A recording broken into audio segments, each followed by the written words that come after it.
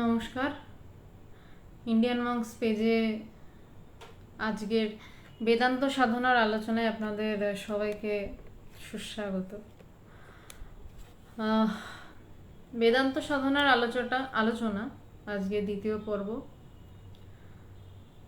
নতুন শুরু হয়েছে এই সেকশনটা এই পেজে। তার কারণ এতদিন আমরা মানে এত মাস ধরে যোগা বাশিষ্ঠ সার নিয়ে কিছুদিন আলোচনা শুরু হয়েছে, কিছুদিন অনেক প্রায় 1 বছর ধরে স্বামী শিষ্য সংবাদ আলোচনা চলছে।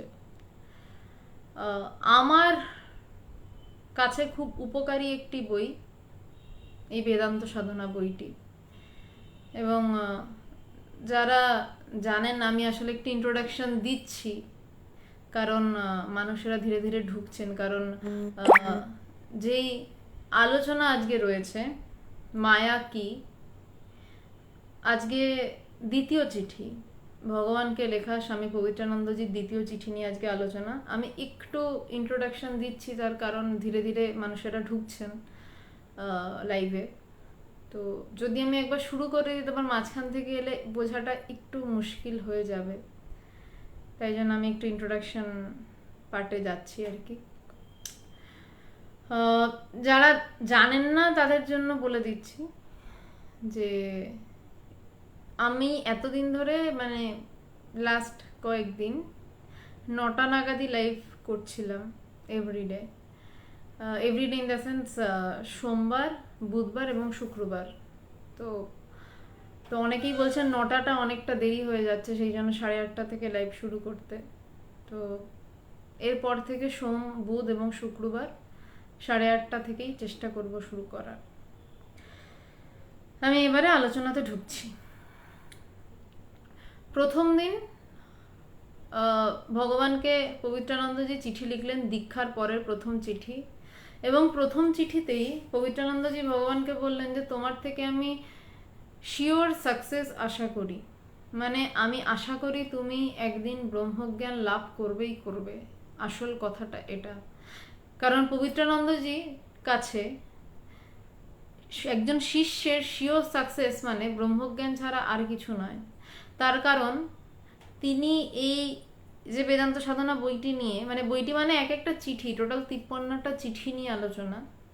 আপনারা দেখবেন আজকে তো সবে দ্বিতীয় দিন, 53 নম্বর দিনে যেদিনকে চিঠি বইটি শেষ হবে, কোথাও চাকরির উন্নতি হবে কিনা, মাইনে বাড়বে কিনা, এসব নিয়ে কোনো কথা নেই। শুধু একটা বিষয় নিয়ে কথা রয়েছে যে ভগবান ব্রহ্মজ্ঞানের দিকে কতটা অগ্রসর হয়েছেন। তাতেই বোঝা যায় যে প্রথম কথায় প্রথম চিঠিতে শিওর সাকসেসের আশা রাখি বলতে পবিত্রানন্দজি কি বুঝিয়েছিলেন। শুরু করছি আমি।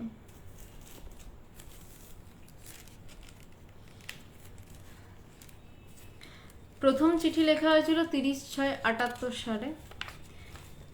দ্বিতীয় চিঠি 2 মাস পর, প্রায় 2 মাস পর, 8/8/78 সাল, 1978 সাল।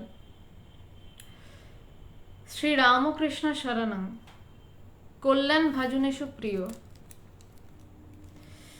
আমি 13ই জুলাই টু 4th আগস্ট জনাই ছিলাম। জনাই আশ্রম শ্রীরামকৃষ্ণ তপবন, যেখানে পবিত্রানন্দজি আশ্রম ছিল, এবং যেই আশ্রম ভগবানের শ্বশুর বাড়ির পাশে, যেই আশ্রমে প্রথম ভগবান পবিত্রানন্দজিকে দেখেন, যেই আশ্রমে প্রথম পবিত্রানন্দজিকে দেখে ভগবানের হৃদয় থেকে উঠে এসেছিল যে ইনি আমার গুরু। পবিত্রানন্দজি দেখেছিলেন একজন মানুষ যার কাছে কিছু নেই, যার কাছে টাকা নেই, যে মোটা চালের ভাত খাচ্ছে, যে একটা ডাল আর তরকারি দিয়ে ভাত খাচ্ছে। সেই মানুষটার মুখে একটা অনাবিল হাসি, এবং সে হাত বাড়িয়ে বলছে এসো এসো। ভগবান অদ্ভুত অবাক হয়েছিলেন। ভগবানের মুখে পরেও বহুবার শুনেছি ভগবানের মুখ থেকে যে আমি রোজগার করি, সেই রোজগারে আমাকে আমার বাড়ির সংসার টানতে হয়। আমার বিরাটির বাড়ি মানে ভগবানের কলকাতার সমস্ত ভাই বোনদেরকে বড় ভাই হিসেবে ভগবানই সমস্ত দেখাশোনা করিয়েছেন, পড়িয়েছেন, বিয়ে দিয়েছেন, যাবতীয় সবকিছু। যে আমাকে দেখাশোনা করতে হয়, আমার একটা আর্থিক সচ্ছলতা তাও আছে, টানাটানি করে হলেও আছে, কিন্তু আমি ওরম হাসতে পারি না যেভাবে আমি গুরুদেবকে প্রথম হাসতে দেখেছিলাম। ভগবানের শ্বশুর বাড়িতে ব্যানার্জি বাড়ি, জনাইতে ব্যানার্জি বাড়ি খুব বিখ্যাত বাড়ি ছিল। সেই বাড়ি বলছে আমার শ্বশুর মশাইয়ের প্রচুর টাকা ছিল একটা সময়, বলছেন, কিন্তু আমি শ্বশুর বাড়িতে গিয়ে আমাকে অনেকগুলো পদ দিয়ে খেতে দেওয়া হতো, আমি ওই খাবার খেয়েও আমার গুরুদেবের মতন হাসতে পারিনি, পারতাম না। বলছে আমার শ্বশুর মশাইকেও দেখেছি, তিনি গম্ভীর থাকতেন, তিনি বেশি মানে তিনি ঠিক সেই প্রাণ খোলা হাসি হাসতে পারতেন না। যে আমি পবিত্রানন্দজিকে প্রথম দেখলাম যে এই হাসি কি করে হাসছে মানুষটা। তো ভগবান তখন বলেছিলেন যে আমার মানে মনে রবীন্দ্রনাথের সেই লাইনটা এসছিল, যে ধনে হইয়া ধনী মনিরে তুমি মানো না মনি, তাহাই খানিক আমি মাগি নত শিরে। ভগবান খুব সাহিত্য চর্চা করতেন এবং ভগবানের লেখার হাত দুর্দান্ত ছিল। মানে ভগবানের সুদেষ্ণা দ্য গ্রেটেস্ট ভগবানের জীবনীর দ্বিতীয় খণ্ড নিয়ে আলোচনা শুরু করেছে মঙ্গলবার এবং শনিবার। ওই আলোচনাতে আপনারা দেখতে পাবেন ভগবান তার বিভিন্ন আধ্যাত্মিক অনুভব ডায়েরিতে লিপিবদ্ধ করে রাখতেন, এবং ভগবানের জ্ঞান লাভের পর সেই শ্রীমান যোগী বাদল আপনার কোম্পানির ভগবানও হতে পারেন, আপনার বুঝে নেওয়ার ব্যাপার আছে। যাই হোক, পছন্দ না হলে বিদায় হন। তো সুদেষ্ণা যে আলোচনা করছেন আপনারা ওখানে দেখতে পারবেন, মানে আমি পড়তে গিয়ে অবাক হয়েছিলাম। ভগবানের জ্ঞান লাভের পর যে ক্রমাগত জ্ঞান লাভের পর তো আধ্যাত্মিক অনুভব ক্রমাগত হয়ে যায়, এবং সেগুলো ডায়েরিতে লিপিবদ্ধ করতেন ভগবান। তো এত অপূর্ব ভাষা সেই ভাষাগুলো, এবং তার সাথে সেই গভীরতা, আধ্যাত্মিকতার গভীরতার সাথে সাহিত্যের ভাষা, মানে আমি পড়ে যা স্পেলবাউন্ড হয়ে গেছিলাম যে কি লিখেছে এগুলো ভগবান। তো সেইগুলো আপনারা সুদেষ্ণার আলোচনায় পাবেন, আমি এখন ঢুকছি না এই আলোচনাতে। তো ভগবান সাহিত্য পড়তেন, ভগবানের প্রথমে এই লাইনটা মাথায় এসেছিল যে তুমি কি এমন রত্ন পেয়েছো পবিত্রানন্দজিকে দেখে, যে যেখানে তুমি মণিকে মানে ধনরত্নকে রত্ন বলেই মনে করছো না। আমার বাড়িতে আমি কাউকে এভাবে হাসতে দেখিনি, আমার শ্বশুর বাড়িতে এভাবে হাসতে দেখিনি। ভগবান বলেছিলেন আমার বসকে আমি হাসতে দেখিনি, তার এত টাকা মাইনে, কিন্তু এই মানুষটাকে আমি দেখলাম যে দুহাত বাড়িয়ে বলছেন এসো এসো, হাসছেন। ভগবান বলছিল ওই আনন্দটা আমার চাই। আসলে ব্রহ্মজ্ঞান মানে আনন্দ, ব্রহ্মজ্ঞান মানে কোনো গাম্ভীর্য হয়ে বোম হয়ে বসে থাকা নয়। ব্রহ্মজ্ঞান মানে একটা তৃপ্তি, একটা আনন্দ। বলছে সেই আনন্দটা কোনো টাকার উপর নির্ভর করে না, আমার ব্যাংকে কত ফিক্সড ডিপোজিট আছে তার উপর নির্ভর করে না। সেই আনন্দটা আনন্দই, পাগলের আনন্দ নয়। পাগলরা রাস্তা দিয়ে খিলখিল করে হাসতে হাসতে যায়, সেই আনন্দ নয়।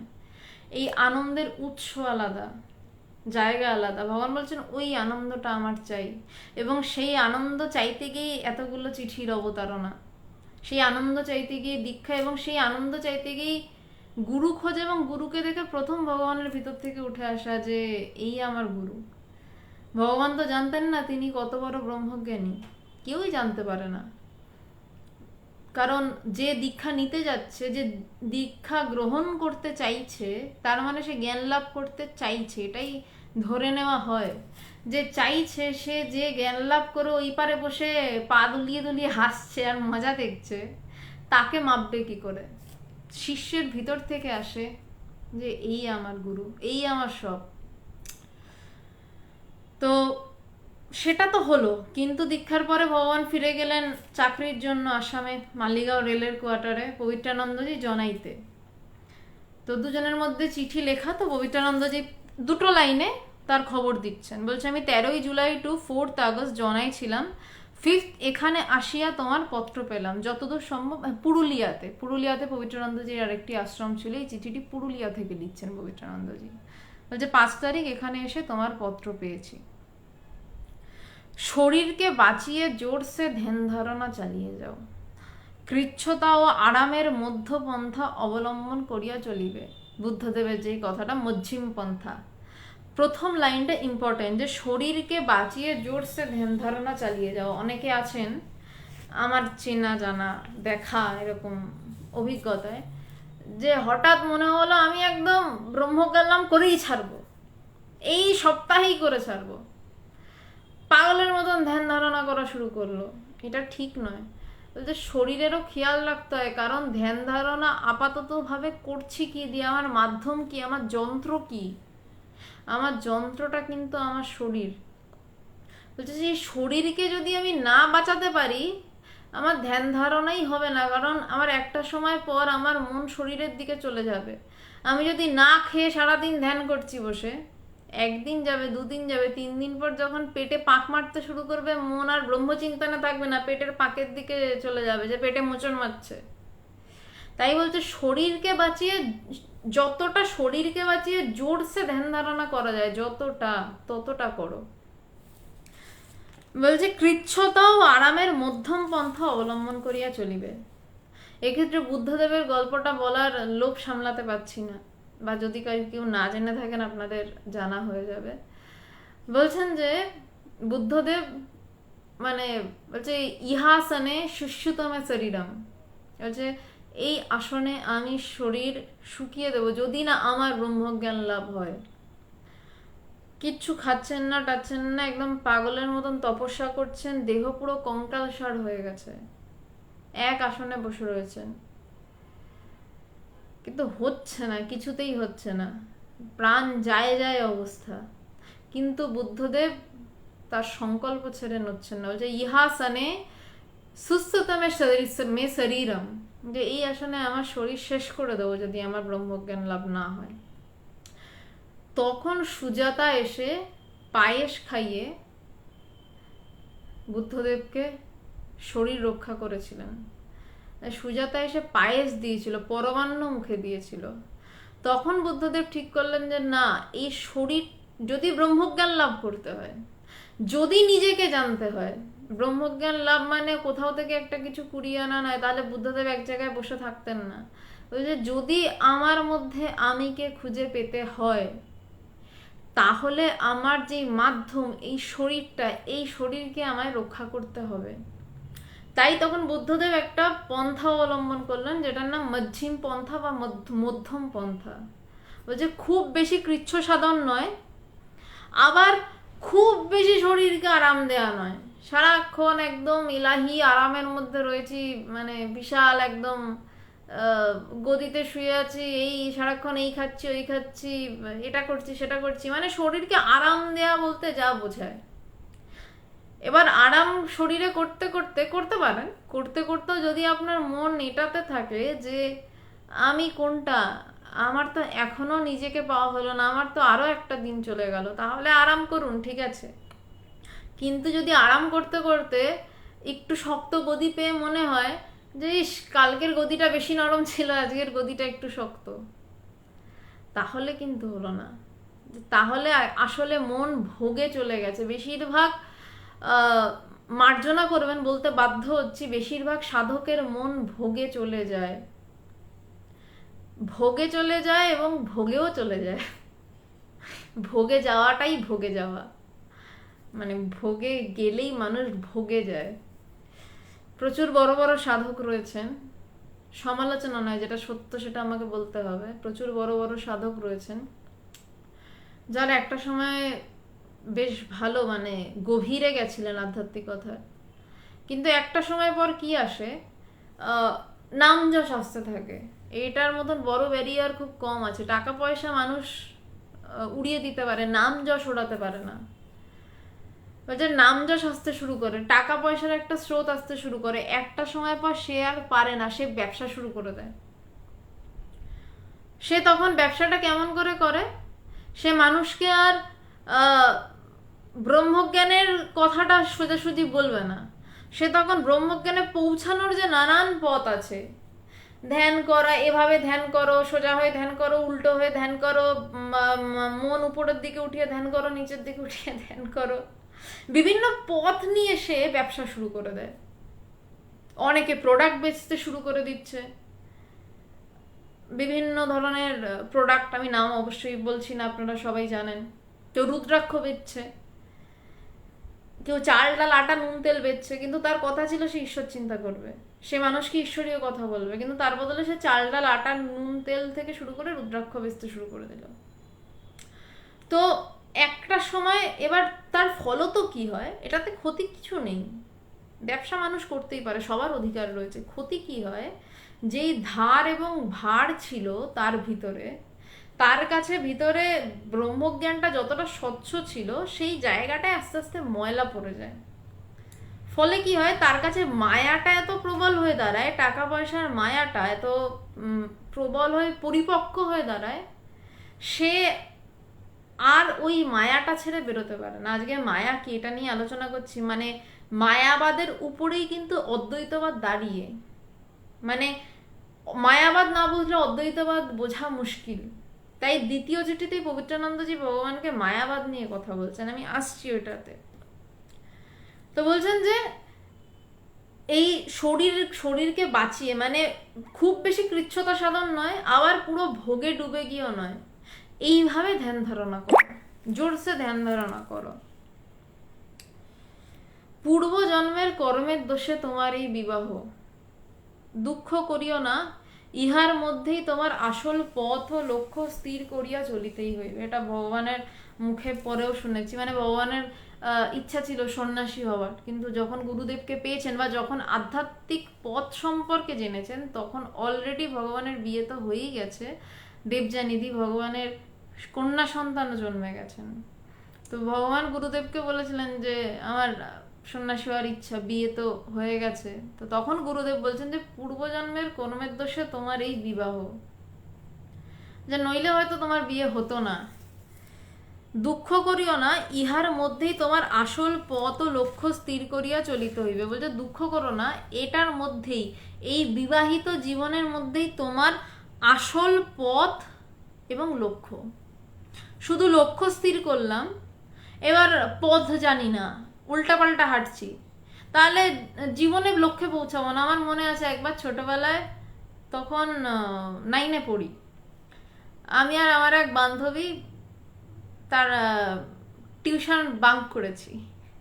টিউশন বাঙ্ক করে, তো এবার বাড়ি তো ফিরতে পারবো না, টিউশন বাঙ্ক করেছি, তো রাস্তায় ঘুরছি, ও সাইকেল নিয়ে, ও আর আমি দুজন মিলে সাইকেল নিয়ে হাঁটছি, পাক খাচ্ছি, সাইকেল চড়ছিও না, সময় তাড়াতাড়ি শেষ হয়ে যাবে। তো এবার প্রায় 1 ঘন্টা হেঁটেছি, হেঁটে হঠাৎ আমরা বলছি আরে এই কোথায় রে, এখান থেকে গেছিলাম না, মানে আমরা একটা পুরো অংশ গোল হয়ে ঘুরে আবার এক জায়গায় এসেছি। কারণ মানে যদি আমাদের লক্ষ্য স্থির থাকলো, কিন্তু যদি পথ ঠিক না থাকে, আবার গোল হয়ে ঘুরে ওই শুরুতে আসার সম্ভাবনা প্রবল। তো তাই বলছেন যে তোমাকে প্রথমে তোমার আসল পথ, তুমি কোন পথে তোমার লক্ষ্যে পৌঁছাবে, তোমার লক্ষ্য কি না নিজেকে জানা, ব্রহ্মজ্ঞান লাভ, সেইটা তোমার লক্ষ্য। বলছে সেইটা লক্ষ্য, এবং তার ফলে তুমি কোন পথ বাঁচবে সেইটা স্থির করে তুমি এগিয়ে যাও। তোমার বিয়ে হয়েছে তো কি তোমার বিয়ে হয়নি, এবং যারা শুনছেন আপনারা, যারা সংসারী, তাদের প্রত্যেকের জন্যই এই কথা, যে বিয়ে হয়েছে কি বিয়ে হয়নি আমার কি কাজ সেটা বিষয় নয়, আসল কথা আপনি কি নিজেকে জানতে চান, আপনি কি ব্রহ্মজ্ঞান লাভ করতে চান। যদি বলি ভগবান করেছেন, উনি তো মহাপুরুষ, উনি করেছেন না, তা বলে আপনি করতে পারবেন না এমন কিছু না। আমরা কাউকে মহাপুরুষ বলে দেয়ালে ফটো টাঙিয়ে তাকে আলাদা করে দিই, আদর্শ বানিয়ে আলাদা করে দিই। বিবেকানন্দ নির্বিকল্প সমাধি লাভ করেছে, ঠাকুর নির্বিকল্প সমাধি লাভ করেছে, আমাদের দ্বারা কি হয় আমরা বলে থাকি। আমরা আসলে কি করি, যদি না হতো তাহলে ঠাকুর কিন্তু কথামৃতের প্রত্যেকটা পাতায় পাতায় বলতেন না ঈশ্বর লাভই জীবনের একমাত্র উদ্দেশ্য। ঠাকুর এই কথাটা বলেছেন তার কারণ, আপনার বিয়ে হোক বা আপনার বিয়ে না হোক, আপনার লক্ষ্য যদি ঈশ্বর লাভ থাকে আপনি করতে পারবেন। কিন্তু আপনি বলেন যে না আমার দ্বারা কি হবে, আরে হবে বলেই তো ঠাকুর বলেছেন, নইলে এমনি এমনি বলতেন নাকি? তাহলে ঠাকুর তো মিথ্যা কথা বলছেন না, হবে বলেই বলেছেন। আমরা আসলে কাউকে আদর্শ বানিয়ে না দেয়ালে টাঙিয়ে দূরে সরিয়ে দিই, আমরা নিজেরা ওটা হতে চাই না। কারণ নিজেরা হতে গেলে একটু মেহনত দিতে হয়, একটু পরিশ্রম লাগে, একটু চাওয়া লাগে। পরিশ্রম মানে কি আমাকে দৌড়াতে হয়, আমাকে রোজ ব্যায়াম করতে হয়? না, ব্যায়াম করতে হয়, মনের ব্যায়াম করতে হয় এক জায়গায় বসে থেকে, একটু নিজের ভিতরের দিকে তাকাতে হয়, একটু চাওয়া বাড়াতে হয়। আমরা যেভাবে পাগলের মতন একটা চাকরি খুঁজি না, মধ্য বয়সে বলছি আমি, যুবক বয়সে আমরা যেমন পাগলের মতো সবাই একটা চাকরি খুঁজি, আমাদেরকে একটা চাকরি পেতে হবে, কারণ নইলে পেটের ভাত জোগাড় হবে না। যখন মনের অবস্থা ঠিক ওই, আপনারা প্রত্যেকে যদি নিজেদের এই প্রথম চাকরি খোঁজার সময়টাতে ফেরেন, মনের অবস্থা যখন এমন হবে যে আমাকে নিজেকে খুঁজে পেতেই হবে, নইলে হবে না, সেদিন নিজেকে খুঁজে পাওয়া সম্ভাবনা প্রবল। কারণ আপনি পেতে পারেন বলেই এতগুলো কথা বলা। প্রত্যেকে পেতে পারেন, মানে পেতে পারেন বলা ভুল, হয়ে বসে রয়েছেন বোঝা। যদি না বোঝার হতো, ওই বললাম, ঠাকুর বলতেন না ঈশ্বর লাভ জীবনের একমাত্র উদ্দেশ্য, ঠাকুর বলতেন আমি ঈশ্বর লাভ করে আর কারোর ঈশ্বর লাভটা হবে না, তোমরা সবাই আমায় পুজো করো। ঠাকুর বললেন না, ঠাকুর বললেন ঈশ্বর লাভই জীবনের একমাত্র উদ্দেশ্য। পবিত্রানন্দজি ভগবানকে বলছেন, পবিত্রানন্দজি একজন সন্ন্যাসী, তিনি ভগবানকে বলছেন তোমার আসল পথ ঠিক করো, লক্ষ্য স্থির করো এবং সোজা এগো। পবিত্রানন্দজি বলছেন, তার কারণ একজন বিবাহিত হতে পারে, তাই বলছেন। এখানে একটা গল্প মনে পড়লো। পবিত্রানন্দজি বসে রয়েছেন এবং এটা অনেক পরের ঘটনা। তো পবিত্রানন্দজি সামনে অনেক তার দীক্ষিত ভক্তরা বসে রয়েছেন। পবিত্রানন্দজি খুব উচ্চ বেদান্তের কথা বলছেন এবং ভগবানও তখন বসে রয়েছেন। এটা ভগবানের নির্বিকল্প সমাধির অনেক বছর আগের কথা, ভগবানের মুখেই শোনা। তো ভক্তদের মধ্যে থেকে একজন হঠাৎ পবিত্রানন্দজিকে বলে উঠেছেন যে মহারাজ আপনি এই কথাগুলো বলছেন, কিন্তু আমরা তো গৃহস্থ, আমরা কি এগুলো বুঝতে পারবো? ভগবান একজন গৃহস্থই তাদের মধ্যে বসেছিলেন। ভগবানের ভিতরে এতটাই গুরু ভক্তি প্রবল ছিল, ভগবান সাথে সাথে সেই লোকটিকে বলেছিলেন যে আমরা বুঝবো না বলে কি গুরুদেব এই কথাগুলো বলছেন? আমরা বুঝবো বলেই তো গুরুদেব কথাগুলো বলছেন। পবিত্রানন্দজিকে আর উত্তর দিতে হয়নি, তার যোগ্য শিষ্য উত্তর দিয়ে দিয়েছিল। বুঝবেন বলেই এত শাস্ত্র লেখা, নয়তো শাস্ত্রগুলো পাহাড়ের গুহাতে ঋষিদের কাছেই থেকে যেত। সংসারীরাও বুঝতে পারে বলে সেই শাস্ত্রগুলোকে নিয়ে আসা হয়েছে, বনের বেদান্তকে ঘরে আনা হয়েছে, তার কারণ গৃহস্থদের পক্ষেও সম্ভব। তাই বিয়ে হয়ে গেছে মানে সব শেষ হয়ে গেছে, গৃহস্থ মানে বুঝবো না এটা নয়, হতে পারে না, তাহলে শাস্ত্রগুলো আনা হতো না। বলছে দুঃখ করিও না, ইহার মধ্যেই তোমার আসল পথ ও লক্ষ্য স্থির করিয়া চলিতেই হইবে। বলছে চলতে হবে শুধু না, বলছে চলতেই হবে, মানে তোমাকে যে করেও ব্রহ্মজ্ঞান লাভ করতে হবে, বিয়ে হয়েছে বলে বসে পড়া নয়। অদম্য পুরুষকার ছাড়া এ পথে সাকসেস নাই। যে অদম্য পুরুষকার, বলছে পুরুষকার মানে কি? প্রথমত আমি ব্রহ্মজ্ঞান লাভ করব, বা আমি চাকরি পেয়েই ছাড়বো, বা আমি আইএএস অফিসার হয়েই ছাড়বো এবং তার জন্য যা করার আমি করব। একটা বই পড়েছিলাম, তখন 7-এ পড়ি, চুরি করে পড়েছিলাম, যদি ওই বয়সে এই বইটা পড়ার কথা নয়। সমরেশ মজুমদারের 7 কাহন। দীপাবলি, একটি মেয়েকে নিয়ে ঘটনা। সেই মেয়েটি অত্যন্ত একটি প্রান্তিক বাড়ি থেকে উঠে আসে জলপাইগুড়িতে এবং মেয়েটির জীবনে নানান বিপর্যয় আসে এবং মেয়েটি তারপর WBCS দেয় বা আইএএস হয়ে most probably income tax officer হয়েছিল। এবং সেই মেয়েটির শুধু জেদ ছিল যে আমি যে করে হোক এই জায়গায় পৌঁছাবো। সে যতদূর সম্ভব প্রথমে WBCS হয়েছিল, কিন্তু আর আইএএস আর, আমি সমরেশ মজুমদারের 7 কাহনের কথা বলছি। এবং আমি তখন তো আধ্যাত্মিকতা জানি না, আমি অবাক হয়ে পড়েছিলাম যে একজনের কি পরিমাণ পুরুষকার থাকতে পারে। তারপর আমার এক বন্ধুর এক দাদাকে শুনেছিলাম, তার আইএএস হওয়ার ইচ্ছা ছিল, সে 8 বার আইএএস পরীক্ষা দিয়েছে, 8 বার দিয়ে তারপর সে এখন আইএএস অফিসার। এইগুলো তো আমার আধ্যাত্মিক জীবনের আগের কথা। এটাকে বলছে পুরুষকার। আমি আইএএস হব, আমি জাগতিক কথা দিয়ে আগে বলছি যে আমি আইএএস হব এবং তার জন্য যা করার আমি করব, যত বছর ধরে পরীক্ষা দেওয়ার হয় আমি দেব। কিন্তু আমি ছাড়বো না। আমি আইএএস হব বলেছি, আমি ডাব্লিউবিসিএস এ থেমে যাবো না। আমি সাতকাহনে দীপাবলির ওই চরিত্রটায় অবাক হয়েছিলাম যে চরিত্র কিন্তু ওটা লিখেছিলেন সমরেশ মজুমদার, যে সে ডাব্লিউবিসিএস এর চাকরি পেয়েও সেই চাকরি ছেড়ে দিয়েছিল, ছেড়ে দিয়ে তারপর আবার আইএএস এর প্রিপারেশন নিয়েছিল যে না আমাকে আইএএসই হতে হবে। তো বলছে এটা পুরুষকার, আমি যেটা ঠিক করেছি যেমন করে হোক, আমি হেঁটে হোক, দৌড়ে হোক, উড়ে গিয়ে হোক, যদি না হাঁটতে পারি গড়িয়ে গিয়ে হোক, আমাকে ওটা হতে হবে। এ তো গেল জাগতিক বিষয়ের কথা। এবার আসি আধ্যাত্মিক বিষয়ে পুরুষকার কি। স্বামী কৃষ্ণানন্দজি, আগে অনেকবার গল্পটা বলেছি, আমি আবারও বলছি। কৃষ্ণানন্দজি ব্রহ্মজ্ঞান লাভ করবেন, তার ওদিকেই টেন্ডেন্সি, সারদা মায়ের থেকে দীক্ষা নিয়েছেন। পবিত্রানন্দজির গুরুদেব কৃষ্ণানন্দজি।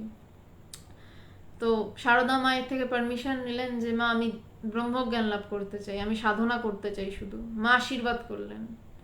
তিনি 25 বছর ধরে সাধনা করে যাচ্ছেন, ব্রহ্মজ্ঞান লাভ হচ্ছে না, তিনিও ছাড়ছেন না। খুব বড় জমিদার বাড়ির ছেলে ছিলেন কৃষ্ণানন্দজি।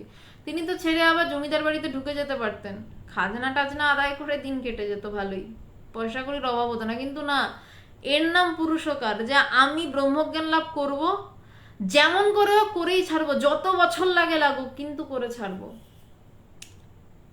একটা এই সূত্রে, পুরুষকারের সূত্রে একটা গল্প মনে পড়ছে, এবং এই যে লাইনটা যে অদম্য পুরুষকার ছাড়া এ পথে সফলতা নেই।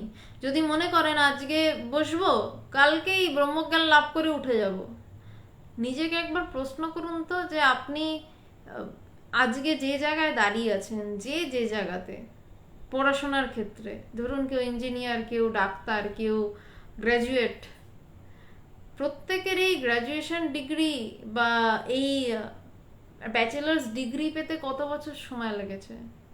4 বছর, 3 বছর? নাকি আপনি নার্সারি থেকে ওই টোটাল ওই পুরো বছরটাকে ধরবেন, ক্লাস 1 থেকে 12, তারও আগে 3 বছর, 12, 13, 14, 15, তার সাথে আরো 4 যোগ করুন যারা ইঞ্জিনিয়ার, 19 বছর। 19 বছর লাগে একটা ইঞ্জিনিয়ারের তৈরি হতে।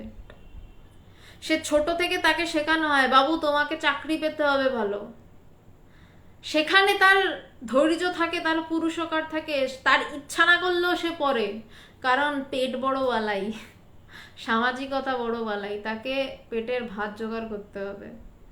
আমার মনে আছে যখন আমি এই পথে আসিনি, আমার এইচএস এর আগের কথা, মানে উচ্চ মাধ্যমিকের আগের কথা, তো মাধ্যমিক পর্যন্ত তো বকে ঝোঁকে পড়ানো হতো। তো মাধ্যমিকের পর আমি মাকে ডায়লগ দিয়েছিলাম, এখন ডায়লগই বলছি শব্দটাকে, যে না মা তুমি চিন্তা করো না, আমি এবারে খুব মন দিয়ে পড়বো, কারণ এবার তো আমায় পেটের ভাত জোগাড় করতে পড়তে হবে, তাই পড়বো। তখন আমাদের 19 বছর জীবনের দিতে আপত্তি নেই, কিন্তু আমরা আধ্যাত্মিকতা 1 সপ্তাহে বুঝে ফেলতে চাই। একদিন শুনলাম আমরা অদ্বৈত বেদান্ত বুঝে ফেলবো, হয় না।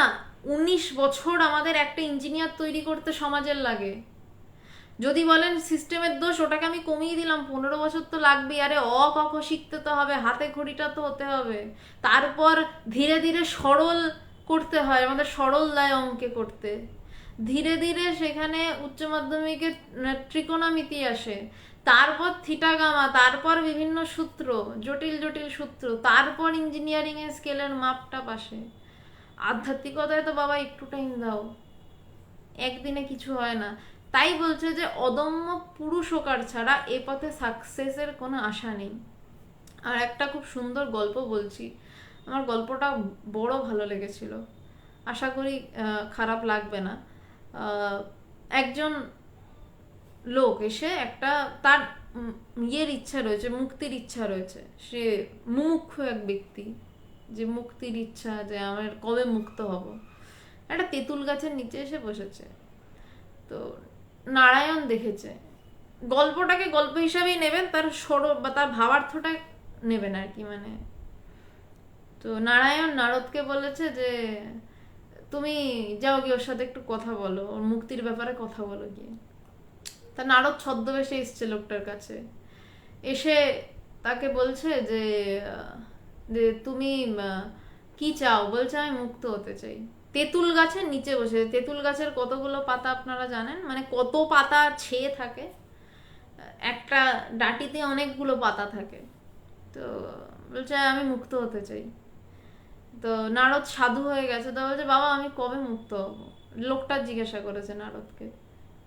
নারদ বলছে যে হয়ে যাবে মুক্ত, তবে এই গাছের ডালে যতগুলো ডাল আছে, এই যে কটা ডাল আছে এই কয়েক বছর পর তুমি মুক্ত হয়ে যাবে। তেঁতুল গাছে যতগুলো ডাল আছে বলছে সেই কয় ডালের পর তুমি মুক্ত, মানে সেই কয় ডাল বছরের পর, মানে যদি 30টা 40টা ডাল থাকে মানে 40 বছর পর তুমি মুক্ত হয়ে যাবে। লোকটা শুনে খেপে গেছে, তো 40 বছর আমার লাগবে মুক্ত হতে, এতগুলো ডাল এত বছর পর আমি মুক্ত হব? বলে সে সাধন ভজন ছেড়ে দিয়ে ধুর আমার লাগবে না বলে বাড়ি চলে গেছে। আর একটা লোক এসে বসেছে সেই তেঁতুল গাছের নিচে। নারায়ণ আবার নারদকে পাঠিয়েছে যে যাও গিয়ে একটু কথা বলো। সেই লোকটারও মুক্ত হওয়ার খুব ইচ্ছা। তো নারদ তাকেও গিয়ে জিজ্ঞাসা করেছে যে আপনার কি ইচ্ছা? বলছে আমি মুক্ত হতে চাই। তো সেই লোকটারও একই জিজ্ঞাসা। বলছে নারদ সাধুর বেশে, একই বেশে গেছে। বলছে সাধু মহারাজ আপনি আমাকে বলুন আমি কবে মুক্ত হতে পারবো? নারদ এবার লোকটাকে বলছে, আগের লোকটাকে বলেছিল এই গাছে যতগুলো ডাল আছে তত বছর পর। এই লোকটাকে নারদ বলছে যে এই গাছে যতগুলো পাতা আছে, তেঁতুল পাতা, একটু ইমাজিন করে নিন, বলছে এই গাছে যতগুলো পাতা আছে ততগুলো পাতা জন্মের পর, মানে ততগুলো জন্মের পর তুমি মুক্ত হয়ে যাবে। লোকটা শুনে উঠে দুহাত তুলে নাচতে শুরু করেছে যে আমি মুক্ত হব, আমি এত জন্ম, আমি এই জন্মের পর মুক্ত হয়ে যাবো। মানে ওর কাছে ফ্যাক্টর নয় যে কতগুলো পাতা কতগুলো জন্ম, ওর কাছে একটাই বিষয়, আরে আমি মুক্ত হয়ে যাব। লোকটা সেই মুহূর্তে মুক্ত হয়ে গেল, সেই মোমেন্টে মুক্ত, সেই মোমেন্টে সে নিজেকে বোধ করে ফেললো। বলছে এখানে এই যে ধরে থাকা, আগের লোকটা কিন্তু বললো যে সে হয়তো আর কয়েক বছর পরে মুক্ত হয়ে যেত, সে উঠে চলে গেল, সাধনা ছেড়ে দিয়ে চলে গেল, বললো ধুর, কারণ তার পুরুষকার ছিল না, তার মুক্ত হওয়ার ইচ্ছা রয়েছে, তার ব্রহ্মজ্ঞান লাভের ইচ্ছা রয়েছে, কিন্তু তার ধৈর্য নেই, তার চেষ্টা নেই। আর এই লোকটা বলছে যতগুলো পাতা রয়েছে তেঁতুল গাছে তত জন্ম পর মুক্ত হবে।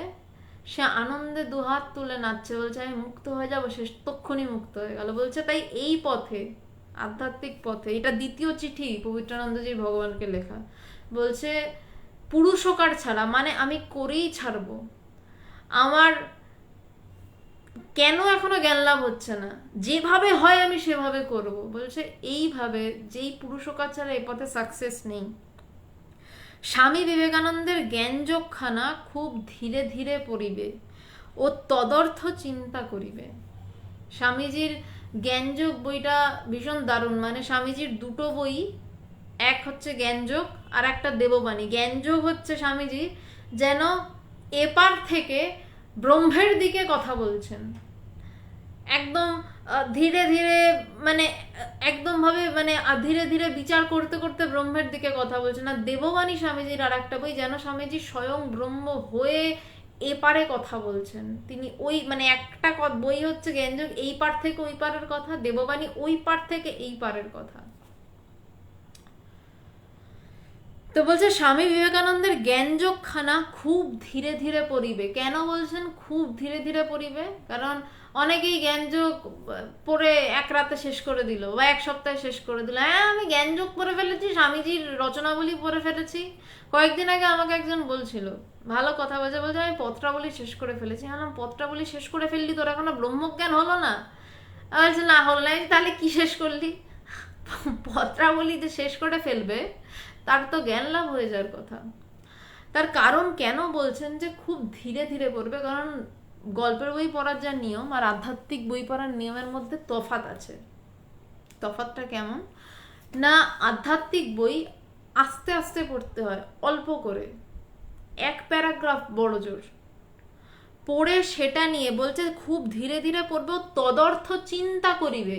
পড়ার থেকে অনেক বেশি আধ্যাত্মিক বই যেটা পড়েছি সেটা নিয়ে চিন্তা করতে হয়। শুধু যদি পড়ে গেলাম, পড়ে বুদ্ধি দিয়ে বুঝে নিলাম, আচ্ছা এরকম বলছে স্বামীজি, যেমন জ্ঞানযোগে বলছেন যে তিনি ইন্দ্রিয়েরও ইন্দ্রিয়, চোখেরও চোখ।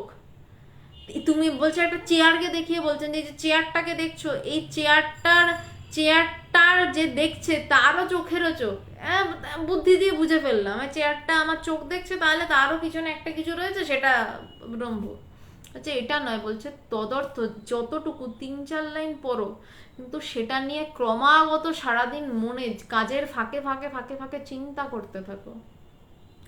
জ্ঞানযোগ তাই সাবধান করে দিলেন প্রথমে যে জ্ঞানযোগখানা খুব ধীরে ধীরে পড়বে, অল্প অল্প করে পড়বে, এবং সেইটার অর্থ চিন্তা করবেন যে কি বলছেন স্বামীজি, কি বলছেন। যে তিনি আমার জ্ঞানযোগের মানে আমার সেই কলেজ লাইফে পড়া আমার ওই লাইনটা এখনো মানে ভাসে, যে তিনি চোখেরও চোখ, তিনি ইন্দ্রিয়েরও ইন্দ্রিয়, কোনো কিছু দিয়েই তাকে ধরা যায় না, কিন্তু তার আলোকে পুরো সমস্ত কিছু আলোকিত হচ্ছে।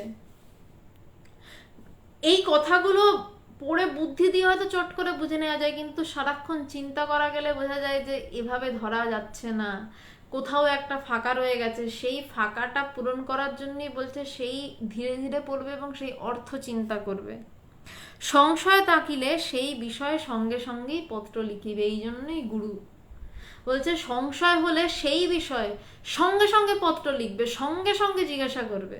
জ্ঞানযোগ মোটেও সহজ বই নয়, আপনারা প্রত্যেকেই পড়তে পারেন, কিন্তু এইভাবে ধীরে ধীরে লাগলে 2-3 লাইন পড়ে তার সাথে সেটা নিয়ে সারা দিন চিন্তা করুন।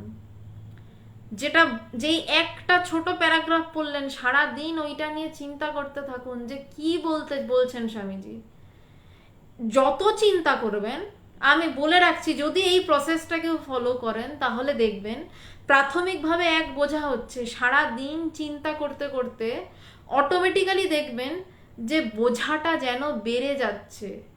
বোঝাটা যেন কি করে বাড়ছে আমি এটা বলে বোঝাতে পারবো না, এটা বলে বোঝানো যায় না, কিন্তু ক্রমাগত যখন, যেমন খুব বাজে একটা উদাহরণ দিচ্ছি, এটা গোদা উদাহরণ দিচ্ছি, খাবার পেটে পড়ে, প্রথমে পেটটা ভরা থাকে, ধীরে ধীরে খাবারটা হজম হয়ে যায়, একটা সময় আমরা বুঝি পেটটা ফাঁকা হয়ে গেছে, আমাদেরকে আবার খেতে হবে। কি করে পেট ফাঁকা হয় সেটা সায়েন্টিফিক প্রসেস, আমি যাচ্ছি না ওটাতে, কিভাবে যাই হোক মানে গলগি দিয়ে ঢুকছে, প্যানক্রিয়াসে যাচ্ছে, সেখান থেকে ইলিয়াম জেজুনাম, যাই হোক আমি ওই প্রসেসিংয়ে ঢুকছি না, ফিজিওলজিক্যাল প্রসেসে। আমি একটা গোদা উদাহরণ দিলাম, প্রথমেই বলে দিলাম যে আমি একটা গোদা উদাহরণ দিচ্ছি। ঠিক তেমনি আমরা জ্ঞানযোগটা ধরুন কিছু একটা প্যারাগ্রাফ পড়লেন, এবার সেটা নিয়ে সারাদিন চিন্তা করছেন, মানে কি ওটা পরিপাক হচ্ছে, খাবারটা আমাদের শরীরে পরিপাক হয়, হতে হতে কখন হজম হয়ে যায়, আমরা বলি বাবা খেয়েছি সেই কখন খেয়েছি হজম হয়ে গেছে, কিন্তু যখনই চিন্তা করতে থাকবেন ক্রমাগত দেখবেন আপনার নিজের মধ্যেই প্রথম যেভাবে বুঝেছিলেন সেই বোঝাটা যেন আরো বেশি স্বচ্ছ হচ্ছে, আরো বেশি পরিষ্কার হচ্ছে, আরো বেশি ঝকঝকে হচ্ছে। যেমন আধ্যাত্মিক বই, যত আধ্যাত্মিকতার চর্চা বাড়ে, এই একই বই, যেমন এই বেদান্ত সাধনা আমি যখন প্রথম পড়েছিলাম একভাবে বুঝেছিলাম, পরে যখন পড়েছি আরেকভাবে বুঝেছি, তারও পরে পড়েছি আরেকভাবে বুঝেছি, এখন পড়ছি আরেকভাবে বুঝছি। হয়তো মরার আগে যখন পড়বো, মানে আমি মরে যাওয়ার আগে হয়তো আরো 30-40 বছর বাঁচবো, তখন হয়তো একদম আলাদা প্রমাণে পাবো। তো তার কারণ হচ্ছে ভিতরে এটা স্বচ্ছ হতে থাকে। তাই বলছেন যে জ্ঞানযোগখানা খুব ধীরে ধীরে পড়বে এবং তদর্থ চিন্তা করবে। আধ্যাত্মিক বই মানে, এটা বলে দিচ্ছি কাইন্ডলি আপনারা মাথায় এটা ঢুকিয়ে নিন, আধ্যাত্মিক বই মানে পড়া কম ভাবা বেশি, সেটা নিয়ে চিন্তা বেশি। আধ্যাত্মিক বই উপন্যাস নয়, গড় গড় গড় গড় করে পড়ে গিয়ে বইটা শেষ করে ফেললাম, রুদ্ধশ্বাস উপন্যাস শেষ হয়ে গেল। রুদ্ধশ্বাস উপন্যাস আধ্যাত্মিকতার মতন থেকে বড় রুদ্ধশ্বাস উপন্যাস কিছু নেই, এত বড় ডিটেকটিভ উপন্যাস আর কোথাও নেই, যেখানে নিজের সাথে নিজের খেলা হয়, নিজের সাথে নিজের লুকোচুরি চলে, যেখানে নিজের সাথে নিজের খোঁজ চলে। এবং ডিটেকটিভ বইতে খুনিকে ধরতে হয়, আর এখানে যে আমাকে নিজেকে ধরতে দিচ্ছে না, যেই মন, সেই খুনিটাকে সরাতে হয়। খুনিকে ডিটেকটিভ বইতে জেলে ধরে নিয়ে যায় না, তারপর ডিটেকটিভ উপন্যাস শেষ হয়। এই আধ্যাত্মিক উপন্যাসও ওই মন নামক খুনিটি যে ব্রহ্মকে বুঝতে দিচ্ছে না তাকে সরিয়ে দেওয়া হয়, সেই মনের বিলয় হয়, লয় হয়, শেষ হয়। তার জন্য কি করতে হয়? অল্প পড়ুন, চিন্তা ক্রমাগত করুন, দেখবেন নিজের কাছেই নিজের মানে অন্যভাবে ধরা পড়ছে, অন্য রকম ভাবে ধরা পড়ছে। বলছে সংশয় থাকিলে সেই বিষয় সঙ্গে সঙ্গেই পত্র লিখবে। আগেই বললাম যে এই জন্যই গুরু, যে অসুবিধা হলে সাথে সাথে গুরুকে জিজ্ঞাসা করা যে আমার অসুবিধা হচ্ছে, কিন্তু তার আগে কি বলছে, তার আগে কিন্তু চিন্তা করতে হবে। চিন্তা করেও যদি সংশয় থাকে, আমি পরেই বললাম আমি বুঝতে পারছি না, আমাকে বুঝিয়ে দাও, না এটা নয়, তাহলে গুরুদেব কিছু একটা বলে দিলেন, আপনার বোঝা হয়ে গেল, সেটা বোঝা হবে না, হয়তো সেটা বোঝা হয়ে যাবে, ঘাড়ে পড়লো, বুঝতে পারলেন না। কিন্তু তা এই যে বলছেন যে সংশয় থাকিলে সেই বিষয়ে সঙ্গে সঙ্গে পত্র লিখবে, তার আগের লাইনটা হচ্ছে যে ধীরে ধীরে পড়বে এবং তদর্থ চিন্তা করবে। তার মানে কি, চিন্তা করেও যদি বুঝতে না পারো তাহলে সঙ্গে সঙ্গে গুরুকে জিজ্ঞাসা করো। মায়া শব্দটির দ্বারা টাইম, স্পেস, কজালটি কাল্পনিক বন্ধন বোঝায়। বলছে মায়া শব্দের দ্বারা কাল, দেশ আর কজালটি মানে কার্য, কারণ, পরম্পরা, এটার কাল্পনিক বন্ধন বোঝায়। এবার একটু কঠিন দিকে ঢুকছি, একটু একটু মনটা একটু বেশি লাগবে আমার যারা শুনছেন, এবং আমার একটু বেশি মন দিয়ে বলতে হবে। একটু কঠিন লাইনে ঢুকছি, আবারও বলছি একটু মাইনুটলি। বলছে মায়া শব্দটির দ্বারা কি বোঝাচ্ছে। প্রথম বলছে সময়, টাইম বোঝাচ্ছে। কেন বলা হচ্ছে সময়? তার কারণ মোটা বুদ্ধিতে বলছি, আমার দেশে এখন কটা বাজে? 9:28। এখন আমেরিকাতে কটা বাজে? হয়তো 10:30 ঘন্টা। বাংলাদেশি ভাই বোনেরা, বন্ধুরা শুনছেন, তাদের দেশের সময় আবার হয়তো বলছে যে আমার দেশ অনুযায়ী আমার সূর্য যেভাবে উঠছে আমি সেভাবে আমার টাইমটাকে ভাগ করছি। তাহলে কি আদৌ এই সময়টার কিছু সত্য? সময় বলে কিছু আছে? আমার যারা যে সমস্ত পাইলটরা দেশ বিদেশে প্লেন চালান, তারা ক্রমাগত টাইম জোন চেঞ্জ করেন, একটা টাইম জোন ছেড়ে আর একটা টাইম জোনে ঢুকছেন। তো বলছেন যে এই যে মায়া শব্দটির দ্বারা প্রথম নস্যাৎ যেটাকে করা হচ্ছে, বলছে এই সময়, যে সময়টা নিয়ে আমরা সারাক্ষণ ঘড়ি দেখি, আমরা ঘড়ি ধরে চলি, রাত হয়ে গেছে এখন শুতে হবে। আমেরিকাতে তো রাতে মানে ওদের দিন, ওরা জাগছে। তার মানে সময়টা আমরা একটা তৈরি করে নিয়েছি, এই সময়টা রাতের অন্ধকার, এই সময়টা আমরা শুয়ে থাকবো, এই সময়টা ভোর, এই সময়টা আমরা ওটা অফিস কাছারি করবো, আমাদের সৃষ্টি করা, আমরা আমাদের সুবিধা মতন তৈরি করে নিয়েছি। তাহলে কি সেটা সত্য? বলছে না। তাহলে কি সেটা মায়া? বুঝতে অসুবিধা হলে প্লিজ বলবেন, আর যদি না হয় তাহলেও বলবেন, কারণ এটা সত্যি একটা সূক্ষ্ম জায়গায় ঢুকছি। এরপর দ্বিতীয় বিষয় কি বলছে, স্পেস মানে দেশ। বলছে এটা আমার বাড়ি, আমি দেশে পড়ে যাচ্ছি, এই দেশ ও দেশ পড়ে যাচ্ছি। বলছে এটা আমার বাড়ি, ওটা তোমার বাড়ি। যেমন রবীন্দ্রনাথের 2 বিঘা জমি কবিতাটা, বলছে শেষ লাইনটা মাধ্যমিকে ছিল, তখন তো এত কিছু বুঝিনি, শেষ লাইনটা এক্স্যাক্টলি মনে পড়ছে না। মানে বলছে যে তার 2 বিঘা জমি ছিল বিপিনের, সেই 2 বিঘা জমি জমিদার কেড়ে নিয়েছে, এবং তার দুটো আম গাছ ছিল যতদূর সম্ভব। বিপিন সাধু হয়ে গেছে তারপর, তো সাধু হয়ে সে আম গাছে একটু বোধহয় ঠেসান দিয়ে বসেছে বা কিছু একটা, তো জমিদারের পেয়াদা এসে সেই জমি থেকে, তারই পোতা আম গাছের থেকে তাকে হাঁকিয়ে দিচ্ছে, বেরো। তখন বিপিন এই লাইনটা ছিল 2 বিঘা জমিতে, লাইনটা মনে পড়ছে না, লাইনটার ভাবার্থ এটা যে তিনি আমাকে 2 বিঘার পরিবর্তে বিশ্ব নিখিল লিখে দিয়েছেন। তার কারণ কি, যে সে তো 2 বিঘা, আমার এই 2 বিঘা জমি এটার মধ্যে বদ্ধ ছিল। যতদূর সম্ভব লাইনটা ছিল, তিনি রাখিলেন না মোরে মোহ গর্তে, তাই লিখে দিলেন বিশ্ব নিখিল 2 বিঘার পরিবর্তে। বলছে আমাকে তিনি মোহ গর্তে রাখলেন না, তার কারণ আপাতত এই যে স্পেস, মায়া, আমার বাড়ি, আমার পাঁচিল, এটা মায়া। বলছে এটা আমার, ওটা তোমার। ঠাকুরের খুব সুন্দর একটা কথা আছে, বলছে ঈশ্বর 2 বার হাসেন।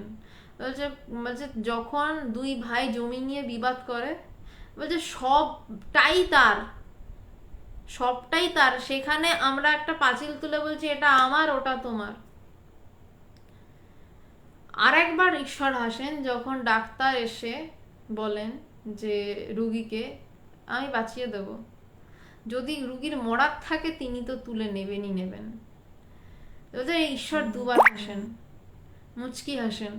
তো বলছেন যে এই যে আমার বাড়ি তোমার বাড়ি, এই যে স্পেস আমরা নিজেরা নিজেদের মতন একটা স্পেস ক্রিয়েট করে নিয়েছি ঘরের মধ্যে, এটা আমার ঘর এটা তোমার ঘর, এইগুলো ব্যবহারিক জগতে ভীষণ সত্য, কিন্তু আমি এটা ব্যবহারিক জগৎ নিয়ে কথা বলছি না, আমি এটা আধ্যাত্মিক জগৎ নিয়ে কথা বলছি। এবং এই যে আমার তোমার, এবার ভারত সীমানা এতটা, চীন এসে ঝামেলা করছে, বলছে না এটা আমারও, কাশ্মীর নিয়ে পাকিস্তান ঝামেলা করছে, বলছে না এটাও আমার, সেখানে সেনাদের সাথে লড়াই লাগছে। আমি তাদের লড়াইকে কোনো ছোট করছি না, আমি আধ্যাত্মিকভাবে বলছি যে এই সমস্তটাই ভারত ভূখণ্ড বসে তৈরি হলো, লর্ড মাউন্টব্যাটেনের সাথে গান্ধীর লোকজন বসে গোল টেবিল বৈঠকে ঠিক করলেন এটুকু ভারত হবে, এইটা পাকিস্তান হবে, এটা বাংলাদেশ হবে।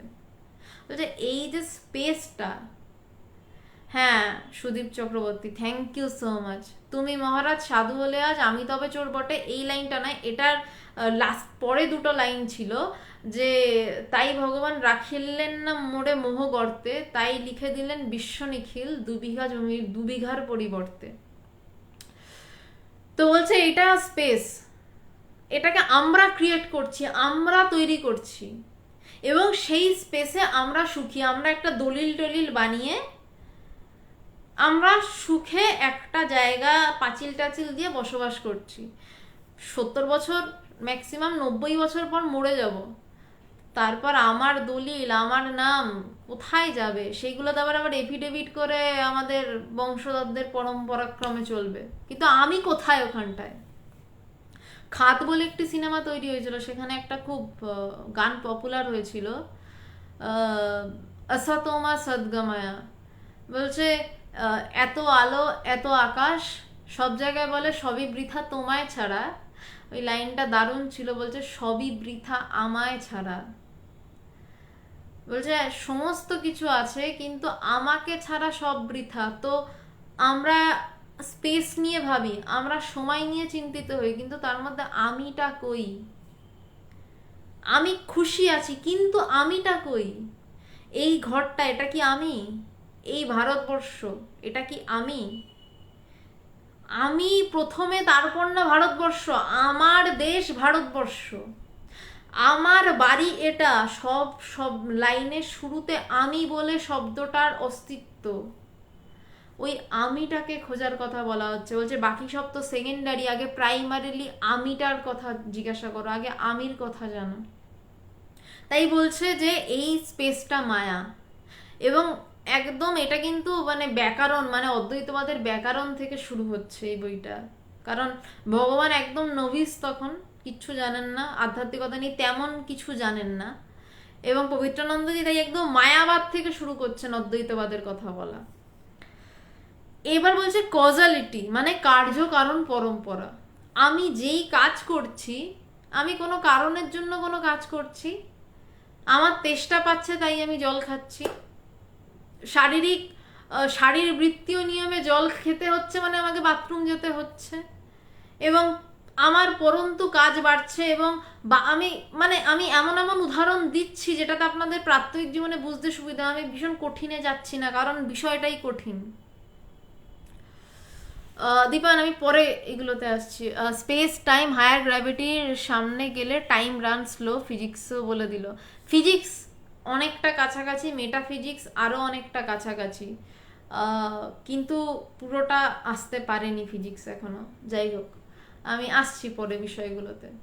বলছে যে এই কার্যকারণ পরম্পরা, যেমন বলছি যে আমাকে জল খেতে হলে বাথরুম যেতে হচ্ছে অটোমেটিক্যালি শারীরবৃত্তীয় নিয়মে, এবং বাথরুম যার ফলে আমার শরীর থেকে জল এক্সক্রিশন হচ্ছে, বেরিয়ে যাচ্ছে, তার ফলে আবার আমার শরীর ড্রাই হয়ে যাচ্ছে, আমাকে আবার জল খেতে হচ্ছে। আমি খুব মানে সব উদাহরণগুলি আমি খুব গোদা গোদা দিচ্ছি কারণ বোঝানোর জন্য, কারণ এমনি কঠিন বিষয়ে আলোচনা হচ্ছে। তেমনি আমরা একটা কাজ করি, সেই কাজের পিছনে কোনো কারণ থাকে, সেই কারণের জন্য আমরা কাজ করি, সেই কাজটা আবার একটা কারণ সৃষ্টি করে, এভাবেই কিন্তু আমরা রোজ বেঁচে থাকি। আমরা কোনো একটা কারণ ধরে কিন্তু বেঁচে থাকি, কোনো কারণ ছাড়া আমরা বলি আমরা কি এমনি এমনি রয়েছি। আমরা আর এমনি এমনি থাকলে কি করি, আমরা আড্ডা মারতে যাই। সে আড্ডাটাও কিন্তু একটা কাজ। আমরা তার পিছনে কারণ কি, আমার একাকিত্ব, আমার একা থাকতে ভালো লাগছে না, আমি আড্ডা মারতে যাচ্ছি, আড্ডা মেলে চাড্ডি বাজে চিন্তা আমার মাথায় ঢুকলে এবার ওটা নিয়ে আমি পাকানো শুরু করলাম। বলছে এইটা হচ্ছে কজালিটি, কার্য কারণ পরম্পরা, একটার পর একটা ঘুরছে। বলছে রোলিং হচ্ছে সমস্ত। বলছে এইভাবে জন্ম জন্ম মানে একদম একটা বাচ্চা, তার খিদে পাচ্ছে, সে কাঁদছে, সে দুধ খাচ্ছে, তারপর সে তারপরে আবার আবার কাঁদছে, তার পেট ফাঁকা হয়ে যাচ্ছে, সে আবার খাচ্ছে। এবং এইভাবেই কিন্তু ক্রমাগত আমাদের চাকরি জীবন, আমাদের বৈবাহিক জীবন, আমাদের বৃদ্ধ বয়সের জীবন, এই করতে করতে চিতায় ওঠা, গল্প শেষ। বলছে এই জন্য কি আমরা বাঁচছি? আমি কিন্তু ছোটবেলায় দুধ খাওয়ার জন্য কাঁদছি ফিডিং বোতলে, আমি কিন্তু বিয়ে করার জন্য চাইছি, আমি কিন্তু চাইছি আমার সন্তান হোক, আমি চাইছি আমার সন্তানরা বড় হোক, সেটেল ডাউন হোক। তারপর আবার সন্তানরা দূরে গেলে আমি হাউতাশ করছি যে তারা আমার কাছে নেই, একা কি করে থাকবো। বৃদ্ধ বয়সে আমি বিছানায় শুয়ে কাতরাচ্ছি। এই সবটার ঘটনাবলীর পিছনে কিন্তু আমি আছে। ওই আমিটাকে না জেনে আমরা এই টোটাল ঘটনাগুলো ঘটাচ্ছি এবং মরে যাচ্ছি। এটাকেই বলছে মায়া। বলছে আমিটাকে ধরে নাও, কে কাজগুলো করছে, যে কাজগুলো করছে তাকে ধরো, তারপর তো বাকি ঘটনা বলি চলতে থাকবে। তার মানে আমরা জন্মে যখন কথাও বলতে পারি না, তখন থেকে কিন্তু আমাদের এই কার্যকারণ পরম্পরা শুরু হয়ে যায়। তো বলছে এটাই মায়া। বলছে মায়া শব্দটির দ্বারা টাইম, স্পেস অ্যান্ড কজালিটির কাল্পনিক বন্ধনই বোঝায়। এবার একটু ভেবে দেখুন তো, এগুলো কি আদৌ কোনো বন্ধন, নাকি এগুলো টোটাল আমার ক্রিয়েট করা, আমার কল্পনা করা?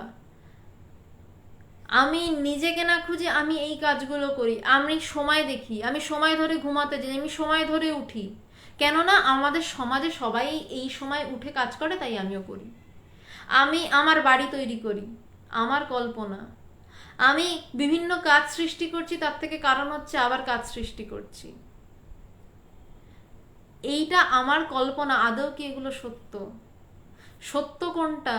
আমি সবটা করছি, আমি ঘড়ি ধরে উঠছি, আমি আমার বাড়ি বলে শান্তি পাচ্ছি, আবার এই ভেবে চিন্তিত হচ্ছে আমার বাড়িটা আর একটু বড় কেন নয়, পাশের লোকটা এত বড় বাড়ি তৈরি করে ফেললো। আমি ছটফট করছি, আবার আমি নিজের এক টুকরো জমি নিয়ে শান্ত হচ্ছি।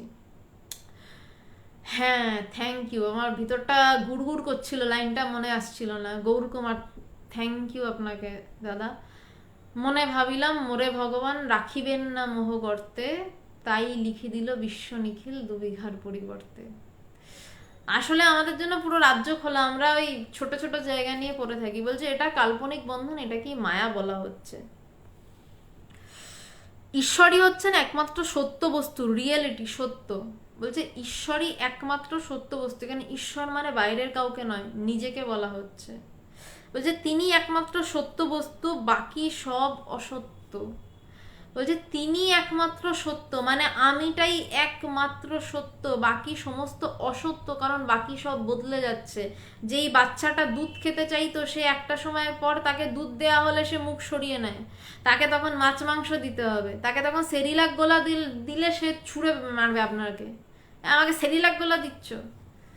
তাকে মাছ মাংস দিতে হবে। আবার সেই যখন বৃদ্ধ হবে, সে যখন হাড় চিবাতে পারবে না, তাকে স্টু বানিয়ে দিতে হবে। বলছে এই সমস্ত বদল হচ্ছে, কিন্তু ওই আমিটা বদলাচ্ছে না, যে আমির চাওয়াগুলো ছিল। তাই বলছে ঈশ্বরই সত্য বস্তু, বাকি সব অসত্য। একদম স্পষ্ট ভাষায় বলছেন, বাকি সমস্ত যা দেখা হচ্ছে ঘটনা পরম্পরা সবটাই অসত্য। এবং এই ঈশ্বর সম্বন্ধে আমাদের ধারণার ক্রমবিকাশ হয়। আজকের আলোচনাটা একটু দীর্ঘায়িত হচ্ছে এবং হবে, কারণ প্রচণ্ড গুরুত্বপূর্ণ লাইন। আমি আশা করি হয়তো আপনাদের খুব একটা অসুবিধা হবে না। অসুবিধা যদি হয় একটু জানাবেন, তাহলে আমি একটু শর্ট করব। কিন্তু আমি শর্ট করতে চাই না, মানে শর্ট করলে আমার নিজের সাথে নিজের জাস্টিস হবে না আর কি। বলছেন যে এই ঈশ্বর সম্বন্ধে বলছে, এবং এই ঈশ্বর সম্বন্ধে আমাদের ধারণার ক্রমবিকাশ হয়। আমাদের ধারণা, যেমন যেমন একটা বাচ্চা ঈশ্বর মানে প্রথমে কি জানে, তাকে মা একটা মন্দির দেখিয়ে বলে নমো করো নমো করো, সে রামকে নমো করে নিল, সে জানলো ওটা ঈশ্বর। কদিন পর তার আগ্রহ বাড়তে থাকলো, সে তারপর হয়তো পুজো করা শুরু করলো। প্রথমটা সে জানতো নম করাতেই ঈশ্বরের সমাপ্তি, তারপর সে জানলো কি, ইম্পর্টেন্ট লাইন, আমি লাইনটা আবারও ফিরছি, ঈশ্বরের ক্রমবিকাশ হয় না, আমাদের ধারণার ক্রমবিকাশ হয়। কেন হয় সেটা বলছি আমি। তার কিছুদিন পর সে জানলো যে পুজো করলে ঈশ্বর তুষ্ট হয়। সে এবার ষোড়শ উপাচারে পুজো করছে, মানে অনেক রকম উপাচার দিয়ে ঢেলে পুজো করছে। এই মঙ্গলবারে এই ব্রত সেই ব্রত, মঙ্গলচণ্ডী ব্রত, হেনা তেনা সে পুজো করছে। সে জানলো পুজো করলে ঈশ্বর তুষ্ট হয়, ঈশ্বর বাইরের কেউ একজন, তিনি তুষ্ট হচ্ছেন। সে আরো গভীরে ঢুকলো, সে এবার শুনলো যেন ঈশ্বর বাইরে কোথাও নেই, তিনি আমার ভিতরেই। সে এবার কি করছে না, ধ্যানের চেষ্টা করছে। ঈশ্বরের কি বদল হচ্ছে? ঈশ্বরের তো বদল হচ্ছে না, আমার চিন্তা বদলাচ্ছে। আমি প্রণাম করছিলাম, তারপর আমি পুজো করছিলাম, তারপর আমি ব্রত পালন করছিলাম, তারপর সেই আমি ধ্যান করছি। এবার ধ্যান করছি, ধ্যান করে আমার মনে হলো একটু যদি কৃষ্ণকে সামনে দেখতে পেতাম, মাহা একটু বাঁশি টাসি বাজাচ্ছে, মা একটু দেখা দিতেন, একটু বটটর চেয়ে নিতাম। কারণ আমরা ঈশ্বরের সাথে প্রচুর লাভের ব্যাপার যুক্ত থাকে। তুমি বাইরে যাও, ঈশ্বর রয়েছেন, তিনি দেখে নেবেন। ঈশ্বর আমার ঘরের পাহারাদার। তখন ঈশ্বর আমাদের কাছে কখনো পাহারাদার হন, কখনো ডাক্তার হয়ে যান, ঈশ্বর ঠিক করে দেবেন। কখনো মানে ঈশ্বর আমাদের অ্যাকচুয়ালি চাকর হয়ে যান, মানে খুব বাজেভাবে বলতে গেলে। আমাদের যাবতীয় কাজ যেখানে কেউ করার নেই, তা ঈশ্বর করবেন। ঈশ্বরের সাথে আমাদের এরকম একটা সম্পর্ক। তারপর যখন ভালোবাসা বাড়লো, তখন বলছি না তুমি একটু এসো, আমি দেখি তোমার থেকে একটু বট চেয়ে নি। তারপর আরো ভালোবাসা বাড়লো, না তোমার থেকে আমার কিচ্ছু চাওয়ার নেই, আমি একটু দেখবো কৃষ্ণকে। হয়তো তার দর্শনও হলো, সে গোপাল দেখছে, সে কৃষ্ণ দেখছে, সে মাকে দেখছে। এরপর সে একটা সময় আস্তে আস্তে বুঝছে যে তিনি দেখার বস্তু নন, তিনি একাকার হয়ে যাওয়ার বস্তু। তার সাথে আলাদা মানেও তো একটু আলাদা, তিনি আলাদা কই আমার থেকে। এবার সে তাকে বোধ করার চেষ্টা শুরু করলো, করতে করতে সে নিজেকে খুঁজে পেল। তখন আর তার কাছে ঈশ্বরের আলাদা চাহিদাও থাকলো না, কারণ সে ঈশ্বরকে আলাদা করতে আর পারলো না নিজের থেকে, যে ঈশ্বরকে চাইবে। তার কাছে ওই ক্ষমতা আর নেই ঈশ্বরকে চাইবে, কোনো চাওয়া নেই। প্রশ্নটা আপনি লিখে রাখতে পারেন, আমি শেষে উত্তর দিচ্ছি। মোহাম্মদ সোহানুর আপনাকে বলছি, তিনি, তার আর চাওয়া চাই নেই, কিচ্ছু নেই। এবার গোটা ঘটনাটাই কি হলো, যাকে আমি খুঁজছিলাম তার কি বদল হলো, আমার চিন্তাগুলো ধীরে ধীরে বদলালো।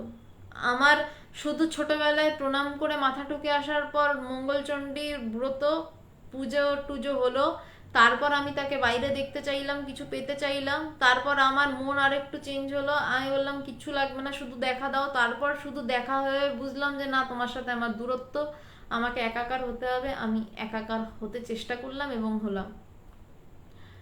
তো ঈশ্বরের কিন্তু কোনো বদল হলো না, আমি নিজের মনকে যেভাবে বদলালাম, আমি আমার ঈশ্বরকে সেভাবে পেলাম। আমি নিজেকে যেমন যেমন বদলাচ্ছি, আমার কাছে আমার ঈশ্বর তেমন তেমন করে ধরা দিচ্ছেন, তেমন তেমন করে ধরা পড়ছেন। আমি আমার ঈশ্বরকে যদি দেখতে চাই, আমি দেখতে পাবো। যদি আমি ঈশ্বরের সাথে একাকার হয়ে ডুবে যেতে চাই, আমি ডুবে যেতে পারবো। যদি আমি ঈশ্বরের থেকে কিছু চাই, তিনি আমাকে দেবেন। সিরিয়াসলি কিছু চাইলে, প্রচুর মানুষ মন্দিরে মানত করে, তারা পায়, তাই তো মানত করে। যখন ঠাকুরের কল্পতরু দিবস, ঠাকুরের কাছে কেউ মুক্তি চাইছে, কেউ জ্ঞান লাভের জন্য প্রার্থনা করছে, মুক্তি চাইছে, কেউ আধ্যাত্মিক অনুভব চাইছে। একজন ছিল যে টাকা চেয়েছিল, ঠাকুর বলেছিলেন হবে তোর টাকা হবে, তার টাকা হয়েছে। যীশুখ্রিস্ট যখন মারা গেছেন, মানে মারা যাচ্ছেন, তাকে ক্রুশবিদ্ধ করে নিয়ে যাওয়া হচ্ছে, তার রক্ত বয়ে যাচ্ছে, একজন বিকলাঙ্গ মানুষ সেই রক্ত স্পর্শ করলেন, তার বিকলাঙ্গতা সেরে গেল, সেটাও হচ্ছে। আবার যীশুখ্রিস্টকে নিয়ে সাতজন জেলে ব্রহ্মজ্ঞান লাভ করে পৃথিবী তোলপাড় করে দিল, সেটাও হলো। ঠিক আপনি যেভাবে ঈশ্বরকে চাইবেন, ঈশ্বর আপনার কাছে সেভাবে ধরা দেবেন। ঈশ্বর যেমন তেমনই, ঈশ্বর সোজা বেঁকা তেমন কিছু নয়। আপনি যদি সোজাভাবে চান তিনি সোজাভাবে ধরা দেবেন, যদি আপনি বেঁকিয়ে চান বেঁকাভাবে ধরা দেবে। তো তাই বলছেন যে এবং এই ঈশ্বর সম্বন্ধে আমাদের ধারণার ক্রমবিকাশ হয়, ধীরে ধীরে আমাদের ধারণা বদলাতে থাকে, এবং যে জ্ঞান লাভ করতে চাইছে সেই সময় তার ঈশ্বর সম্পর্কে যা ধারণা, তারপর যখন সে জ্ঞান লাভ করে ফেললো, তারপর তার কাছে ঈশ্বর সম্পর্কে পুরো একদম আলাদা ধারণা। এবং তারপরেও যত দিনে সে আরো বেশি গভীরে, জ্ঞান লাভের পরেও আরো গভীরে পাকতে থাকে, বলছে যে ধীরে ধীরে জ্ঞানটা হাতের মুঠোয় ধরা পড়ে, মানে যেন একদম হাত দিয়ে ধরতে পারছি। বলছে তখন তার কাছে আরো ঈশ্বর অন্যভাবে ধরা দিচ্ছেন। ঈশ্বরের বদল নাকি আমার বদল, খুব মানে খুব ট্রিকি একটা ব্যাপার। ভগবানের একটা খুব সুন্দর কথা আছে, বলছে পুকুরের পাড়ে যদি আমি বসে থাকি, কেউ মাছ ধরবে, পুকুরের পাড়ে বসে রয়েছে, অনেকের মাছ ধরার নেশা থাকে, পুকুরের পাড়ে ছিপ ফেলে বসে রয়েছে, বলছে রোজ বসে রয়েছে, পুকুরটার কিন্তু কোনো বদল হয় না। সে ধীরে ধীরে ধরুন তার সাথে সেরকম টানা 1 মাস বসে রয়েছে, তারপর তার সাথে কেউ একজন মাছ ধরতে এলো, চল আজকে আমার সাথে মাছ ধরবি। পাশের লোকজন হয়তো বলছে না এই সময় মাছ এই হচ্ছে সেই হচ্ছে, সে কথা বলছে, সে বলছে না না পুকুরের এখন এই রকম চরিত্র, এখন মাছ ঘাই মারবে, একটু পরে দেখবি মাছগুলো একটু উপরের দিকে উঠবে। পুকুর যেমন ছিল তো তেমনই রয়েছে, 1 মাস আগেও যেমন ছিল তেমন, মাছগুলো যেই সময় ওঠার উঠতো। কিন্তু লোকটার পুকুরের পাড়ে 1 মাস ধরে ছিপ ফেলে বসে থাকার কারণে তার জ্ঞানের ক্রমবিকাশ হয়েছে পুকুরের সম্পর্কে। এটা ভগবানের কথা, ভগবান বলেছিলেন যে পুকুরের ধারে বসে থাকলে তবে পুকুর সম্পর্কে তার জ্ঞানের ক্রমবিকাশ হয়, পুকুরের কোনো বদল হয় না। ধীরে ধীরে সে বুঝতে পারে কোন সময় কোন মাছ আসছে, কিরকম মাছ আছে, কোন সময় মাছ ঘাই মারছে, সে ধীরে ধীরে বুঝতে পারে। কিন্তু তাকে তার জন্য কি করতে হবে? পুকুরের পাড়ে বসে থাকতে হবে। তাতে পুকুরের বদল নেই, কিন্তু তার পুকুর সম্পর্কে ধারণা বদলাবে, যতদিন যাবে তত বদলাবে। সমুদ্রে যে সমস্ত মাঝিরা যায়, তারা আকাশের দিক আর সমুদ্রের দিক তাকিয়ে বলে দিতে পারে ঝড় আসছে কিনা, কারণ তাদের ওই বারবার যাতায়াতের ফলে নির্ভর করে। ঝড় আর সমুদ্র তো অনাদিকাল ধরে হচ্ছে, কিন্তু সে কতটা অভিজ্ঞ। চাষিরা দেখবেন আকাশের দিকে তাকিয়ে বলে দেয় যে ঝড় আইতাছে, বা মাটি, এখন এগ্রিকালচারের পড়াশোনা হয়। আমি যখন একটা সময় বুঝতে পারছি না কি নিয়ে পড়বো, তখন ভাবছি এগ্রিকালচার নিয়ে পড়বো। তো আমার দাদা আমাকে একটা খুব সুন্দর কথা বলেছিল যে মাঠে গিয়ে চাষিদের সাথে বসে থাক, তারপর এগ্রিকালচার নিয়ে পড়বি। চাষি এরম মানে এরম মাটি তুলে বলে দেবে এই মাটিতে কি হবে, কারণ সে মাঠের সাথে পড়ে আছে। মাঠটা কিন্তু বহু বছর যুগ যুগ ধরে রয়েছে। চাষির সেই মাঠের সাথে সখ্যতা বেড়েছে, এবং যত দিন গেছে সে তত অভিজ্ঞ হয়েছে। একদিনে হয়নি, প্রথম দিন সে কারোর সাথে গেছিল, যত দিন গেছে সে মাঠের ওই সাথে অভিজ্ঞ হয়েছে। তেমন এগ্রিকালচার নিয়ে পড়াশোনা করে কিছু হবে না। একজন চাষি একজন এগ্রিকালচার পাশ করা ছেলে বা মেয়েকে ধুয়ে ফেলে দেবে, আপনি যান তো মাঠের বাইরে যান, বক বক করবেন না। ঠিক তেমনি ঈশ্বরের কোনো বদল হয় না। ঈশ্বরকে আমি যেভাবে চাইবো, আমার ধারণা যেমন যেমন বদলাবে, ঈশ্বর আমার কাছে তেমন তেমন হয়ে ধরা দেবেন। ঈশ্বর কখনো আমার কাছে তুমি হয়ে থাকবেন, একটা সময় ঈশ্বর আমি হয়ে থাকবেন, একটা সময় ঈশ্বর আমি তুমির পাড়ে গিয়ে থাকবেন, আমার উপর নির্ভরশীল। তার পরের লাইনে পবিত্রানন্দজি বলছেন ঈশ্বরের ক্রমবিকাশ হয় না, আমাদের অন্তঃকরণের বা বুদ্ধির ক্রমবিকাশ হয়। বলছে ক্রমবিকাশটা কিসের হয়? আমাদের বুদ্ধির। ব্রহ্মের কোনো ক্রমবিকাশ নেই, ব্রহ্ম স্থির। বলছে আমাদের বুদ্ধির ক্রমবিকাশ হয়, আমরা বুদ্ধি দিয়ে পুকুরের সম্পর্কে ধীরে ধীরে যেমন বুঝি, যেভাবে মাঠের সম্পর্কে ধীরে ধীরে একজন চাষি বোঝে, যেভাবে একজন জেলে সমুদ্রের সম্পর্কে বোঝে, সে একটা জায়গার পর আর নৌকা নিয়ে এগোয় না, বলে ওইখানে জল বেশি, কিন্তু আনাড়ি জেলে হলে ওখানে ওই মাছ সমুদ্রে হয়তো হাবুডুবু খেত। তেমনই বলছেন যে আমাদের বুদ্ধির ক্রমবিকাশ হয় ঈশ্বর সম্বন্ধে, ঈশ্বর কাছে। ভগবান একদিন আমাকে খুব সুন্দরভাবে বলছিলেন, ভগবান বসে আছেন তার সিংহাসনে আসনে বসে আছেন, আমি মাটিতে বসে পায়ের কাছে। আমাকে বলছেন তোর ঈশ্বর কোথায়, এখানে নাকি এখানে নাকি আকাশে? বলছে সবটাই আমার ধারণার উপর নির্ভরশীল। বলছে তোর ভগবান কোথায়, নিজের দিকে তাকিয়ে বলছে এখানে তোর ভগবান আমার। তারপর বলছেন তোর ভগবান আকাশে নাকি তোর ভগবান ওখানে, আমার দিকে আঙুল দেখিয়ে বলছেন। খুব মানে এই গুরু শিষ্যের সম্পর্কগুলো ভীষণ সুন্দর, মানে এইগুলোই পাথেয় হয়ে থাকে আর কি জীবনের।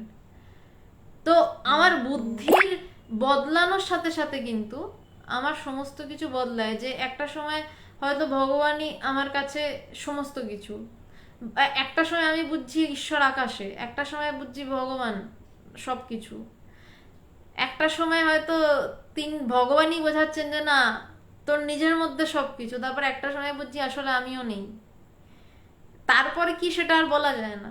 তো বলছে যে আমাদের বুদ্ধির ক্রমবিকাশ হয়, কিন্তু এই যে আমি নেই আগে অবধি বুদ্ধির রাজ্য, যতক্ষণ অবধি আমি আছি, যতক্ষণ অবধি ঈশ্বর আকাশে আছি প্রচন্ড বুদ্ধি, যখন ঈশ্বরকে আমি ভগবানের মধ্যে দেখছি তখনও বুদ্ধি, তারপর যখন ভগবানই আঙুলটা এই দিক করে দিলেন, এই দিক থেকে আঙুলটা গুরুই এই দিক করে দেন, যখন নিজের দিকে ঘুরিয়ে দিলেন তখনও বুদ্ধি, আমি নিজেকে খুঁজছি। আবার যেই মুহূর্তে আমিটা নেই সেই জায়গাতে বুদ্ধির রাজ্য শেষ, আমার বুদ্ধির ক্রমবিকাশ ওইখানে শেষ। কারণ সেই জায়গাতে যেখানে আমি নেই সেই জায়গায় বুদ্ধি যেতে পারে না, সেখানে বুদ্ধির কোনো অনুপ্রবেশ নেই, বিচার অবধি বুদ্ধি চলে। ঈশ্বর বা ব্রহ্ম আনচেঞ্জেবল, অপরিবর্তনীয়, বাকি সব চেঞ্জেবল, পরিবর্তনশীল। বলছে ঈশ্বর বা ব্রহ্ম, এই সমস্ত আলোচনাটা আমি আজ খুব কঠিন আলোচনা হচ্ছে, বলছে যে এই সমস্ত কিছু বদলাচ্ছে, পরিবর্তনশীল, পরিবর্তন হচ্ছে না কোনটা, আমিটা। আমি পুকুরের পাড়ে বসতে পারি, আমি চাষের মাটির দিকে চাষ করতে পারি, আমি নাস্তিক হতে পারি, আমি আস্তিক হতে পারি, আমি ঈশ্বরকে ঘৃণা করতে পারি, আমি ঈশ্বরকে ভালোবাসতে পারি, কিন্তু আমি করি। বলছে এই আমিটার কোনো বদল নেই, যে আমি ঘৃণা করছে সেইটাও আমি, যে আমি ভালোবাসছে সেটাও আমি, আমার ঘৃণা ভালোবাসায় বদলে যেতে পারে কিন্তু আমির কোনো বদল হয় না। বলছে ওই আমিটাই আনচেঞ্জেবল, ওটাই ঈশ্বর বা ব্রহ্ম, বাকি আমার ঘৃণা বা ভালোবাসা সবটাই মায়া। বলছে ওই সমস্ত কিছু বদলে যায়, আজকে যাকে ভালোবাসি, ভালোবেসে আমরা বিয়ে করি, কয়েক বছর পর তাকেই সহ্য করতে না পেরে ডিভোর্স দিয়ে দিই। আমি ভালোবাসি, আমি সহ্য করতে পারি না, সব তো আমি, ওই আমিটাই আসল, ওই আমিটাকেই ধরার কথা বলা হচ্ছে। এবার চিঠির শেষের দিক, বলছে শ্রী শ্রী ঠাকুরের কৃপায় কুশলে আছি, এইখানে সাধুর বিউটি, ব্রহ্মজ্ঞানী সাধুর বিউটি। শ্যামাশ্রী কাকিমা, আমি শেষে আসছি, মানে শেষের পথে আমি উত্তরে আসছি।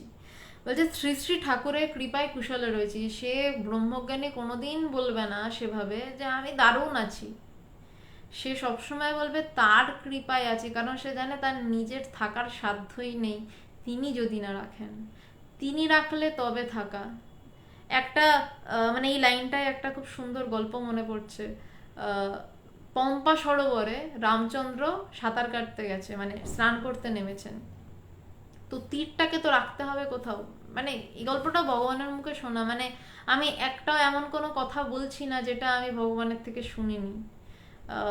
বলতে গিয়ে অবাক লাগে যে সবটাই তো তারই বলা, বা তারই বলানো, কিছু নতুন বললেও দেখি যে তারই বলানো, তিনি যেন বলাচ্ছেন। যাই হোক, তো পম্পা সরোবরের তীরে রামচন্দ্র সাঁতারে নামছেন, সাঁতার কাটবেন, তো তীরটা কোথাও রাখবেন, তো সারাক্ষণ তীর ধনুক সাথে থাকতো, তো তীরটা এরকম মাটিতে গেঁথেছে। তো স্নান করে উঠে দেখছে যে একটা ব্যাঙ ওই তীরে বিদ্ধ হয়ে রয়েছে, কিন্তু ব্যাঙটা কোনো শব্দ করছে না, কোনো গ্যাং ওর গ্যাং কিচ্ছু করছে না। তো তীরটা টেনে তুলতে ন্যাচারালি ব্যাংকটা উঠে এসছে। তো রাম বলছে যে কি তুমি একটু সাড়া দিলে না, তোমাকে আমি এভাবে অন্যায়ভাবে আমি তোমাকে তীরবিদ্ধ করলাম, তুমি তো অন্যায় কিছু করনি। তখন ওই ব্যাংকটা যা উত্তর দিয়েছিল, মানে আমার অপূর্ব লেগেছিল এই উত্তরটা। বলছেন যে যার কাছে দুঃখ নাশের জন্য বলি, দুঃখ যাতে না থাকে তাই জন্য বলি, সেই যখন মারে তাহলে আমি আর চিৎকার করে কি করব। বলছে আমি তো তোমাকেই সব বলি আমার কষ্ট হলে, সেই তুমি যখন আমাকে তীর দিয়ে গেথে চলে যাও, তখন আমি কার কাছে কার জন্য চিৎকার করব, কাকে অভিযোগ জানাবো।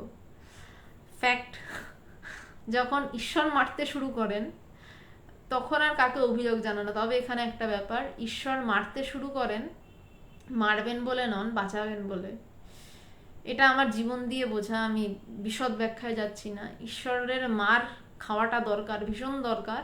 তিনি বাঁচাবেন বলে মারেন, জগৎ মারে মারবে বলে, আর ঈশ্বরও মারেন বাঁচাবেন বলে। তো জ্ঞানী তিনি কখনো বলেন না দারুণ আছি ভালো আছি, সে বলবে তিনি রেখেছেন তাই আছি। ঠিক তেমন পবিত্রানন্দজি বলছেন শ্রী শ্রী ঠাকুরের কৃপায় কুশলে আছি, তার কৃপায় ভালো আছি। শ্রীরামকৃষ্ণ হসপিটালে নাম লিখিয়েছ যখন, তখন আর রেহাই নাই। এই কথাটা নিয়ে ভগবানের মুখে আজও বলতে শুনি। বলছে শ্রীরামকৃষ্ণ হসপিটালে নাম লিখিয়েছ যখন, মানে ভগবানের তো মায়ের পরম্পরায় দীক্ষা, মানে ঠাকুরেরই পরম্পরায়, বলছে সেখানে যখন নাম লিখিয়েছ তখন আর রেহাই নেই, মানে তুমি ব্রহ্মজ্ঞান লাভ করেই ছাড়বে, আর কোনো রাস্তা নেই। মানে হসপিটালে লোকে ভর্তি হয় কেন? রোগ না ঠিক হলে কিন্তু হসপিটাল থেকে ছাড়ে না। অনেক হসপিটাল বন্ড দিয়ে ছাড়ে, কিন্তু একটা হসপিটাল আছে সাউথে নিমহ্যান্স বলে, ওটা নিউরোলজিক্যাল হসপিটাল, দেশের 1 নম্বর নিউরোলজিক্যাল এবং সাইক্রিয়াট্রিক হসপিটাল। ওখানে আপনি যদি একবার ভর্তি হন, আপনাকে সুস্থ না করে কিছুতেই নিমহ্যান্স ছাড়বে না আপনাকে। মানে আপনি পাগল হয়ে যেতে পারেন, কিন্তু আপনাকে সুস্থ না করে নিমহ্যান্স ছাড়বে না। মানে যে যাবে তাকে সুস্থ করেই ছাড়বে। তাই বলছেন ঠিক তেমনই বলছে শ্রীরামকৃষ্ণের হসপিটালে যখন নাম লিখিয়েছো তখন আর রেহাই নেই। রেহাই নেই কিসের থেকে? ব্রহ্মজ্ঞানের হাত থেকে। বলছে নিজেকে জানার হাত থেকে রেহাই নেই, ঈশ্বর লাভের হাত থেকে আর রেহাই নেই। লাভ করতেই হবে, কারণ তুমি নাম লিখিয়ে দিয়েছো, হসপিটালে ভর্তি হয়ে গেছো। রোগ ভালো হবেই। রোগ মানে কি? ভবরোগ। এই যে মায়া, এই যে মায়াতে আটকানো, এই টাইম স্পেস কজালিটি নিয়ে এতক্ষণ আলোচনা করলাম।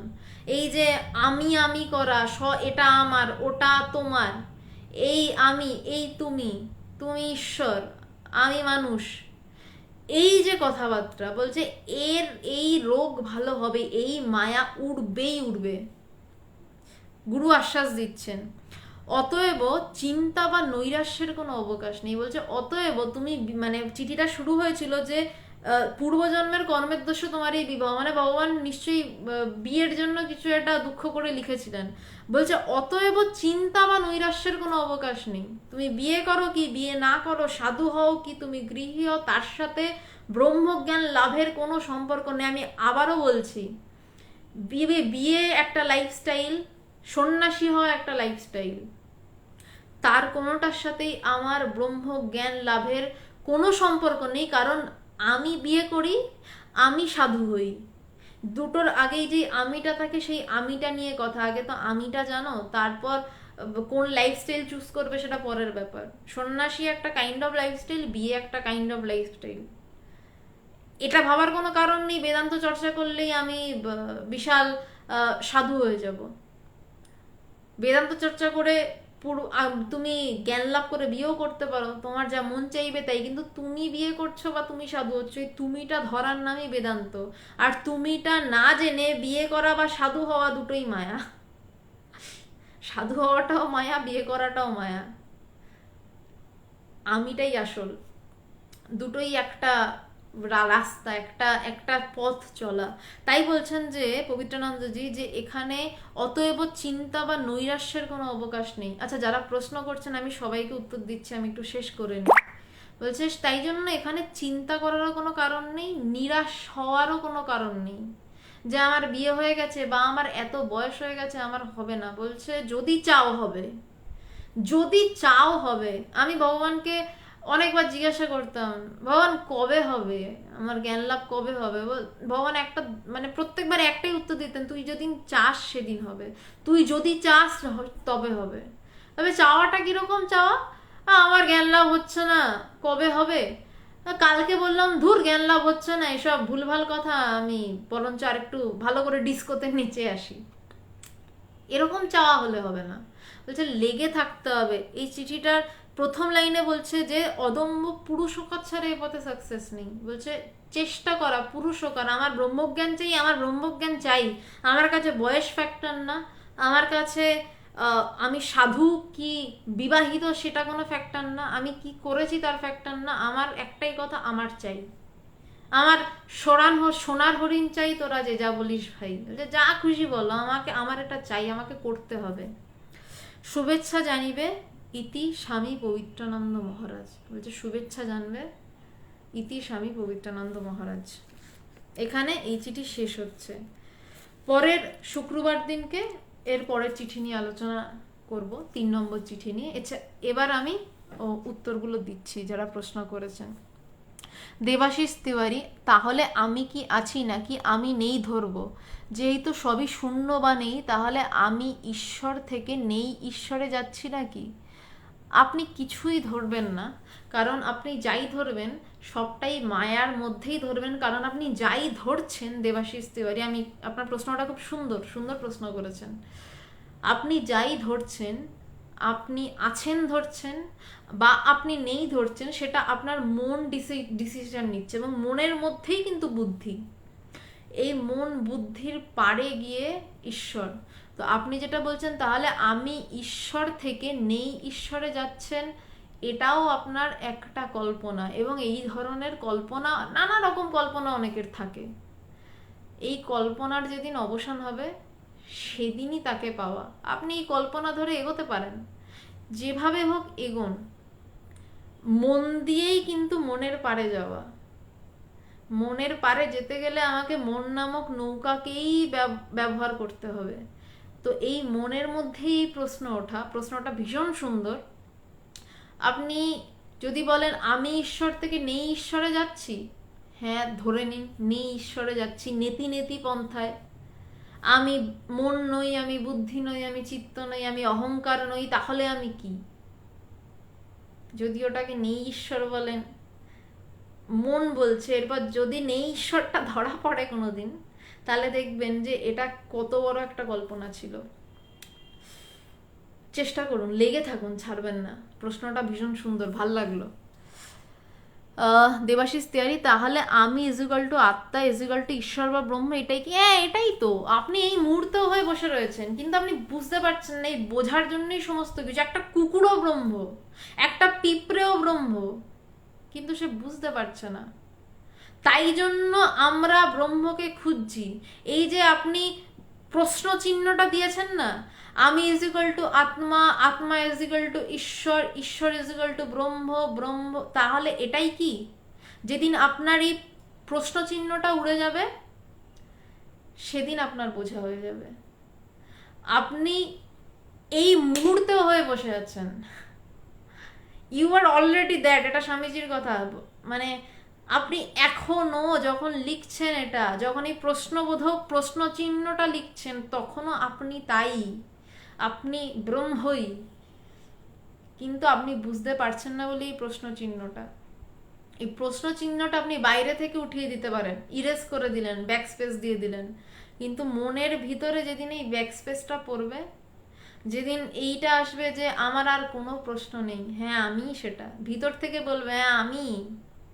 আমি বলতে তখন অনেক কষ্ট হয়, আমি অবধি উঠতেও কষ্ট হয়। তখন বড়জোর হ্যাঁ মানে খুব কষ্টে হচ্ছে, হ্যাঁ এই তো, মানে এই বলেই শেষ। আর একটু মন উপরে উঠলে তখন আমি, ঈশ্বর, ব্রহ্ম, অনেক কিছু। যেদিন এই প্রশ্ন চিহ্নটা নিজের ভিতর থেকে উড়ে যাবে, সেদিন এই সমস্ত ইকুয়েশন আপনার মিলে যাবে। দেবাশিস তিওয়ারি, আপনি চেষ্টা করুন। খুব সুন্দর প্রশ্ন করছেন, ভাল লাগলো প্রশ্নগুলো। হিমা মালিক, নমস্কার। আচ্ছা আজকে না সবাইকে নমস্কার, আমি কারোর সাথে ইন্টারাক্ট করতে পারিনি পার্সোনালি। ন্যাচারালি করে থাকি। অরূপ শাহ অসাধারণ আলোচনা, খুব সমৃদ্ধ হলাম। বইটির নাম উল্লেখ করেন। আচ্ছা, বইটি হচ্ছে বেদান্ত সাধনা। এই বইটা আপনি ইন্টারন্যাশনাল বেদান্ত সোসাইটির যে কোনো আশ্রমে পেয়ে যাবেন। বিরাটিতে আশ্রম আছে, লেক গার্ডেন্সে আশ্রম রয়েছে। আর যদি কুরিয়ারে চান সেটাও পাবেন, কিন্তু মানে বাইরে সেভাবে বইটা অ্যাভেলেবেল নয়। আমরা এখন অ্যামাজন বা অন্য কোথাও বই অ্যাভেলেবেল করে উঠতে পারিনি। খুব তাড়াতাড়ি চেষ্টা করছি, যদি হয় তাহলে হবে হয়তো। দীপায়ন কিছু প্রশ্ন করেছো।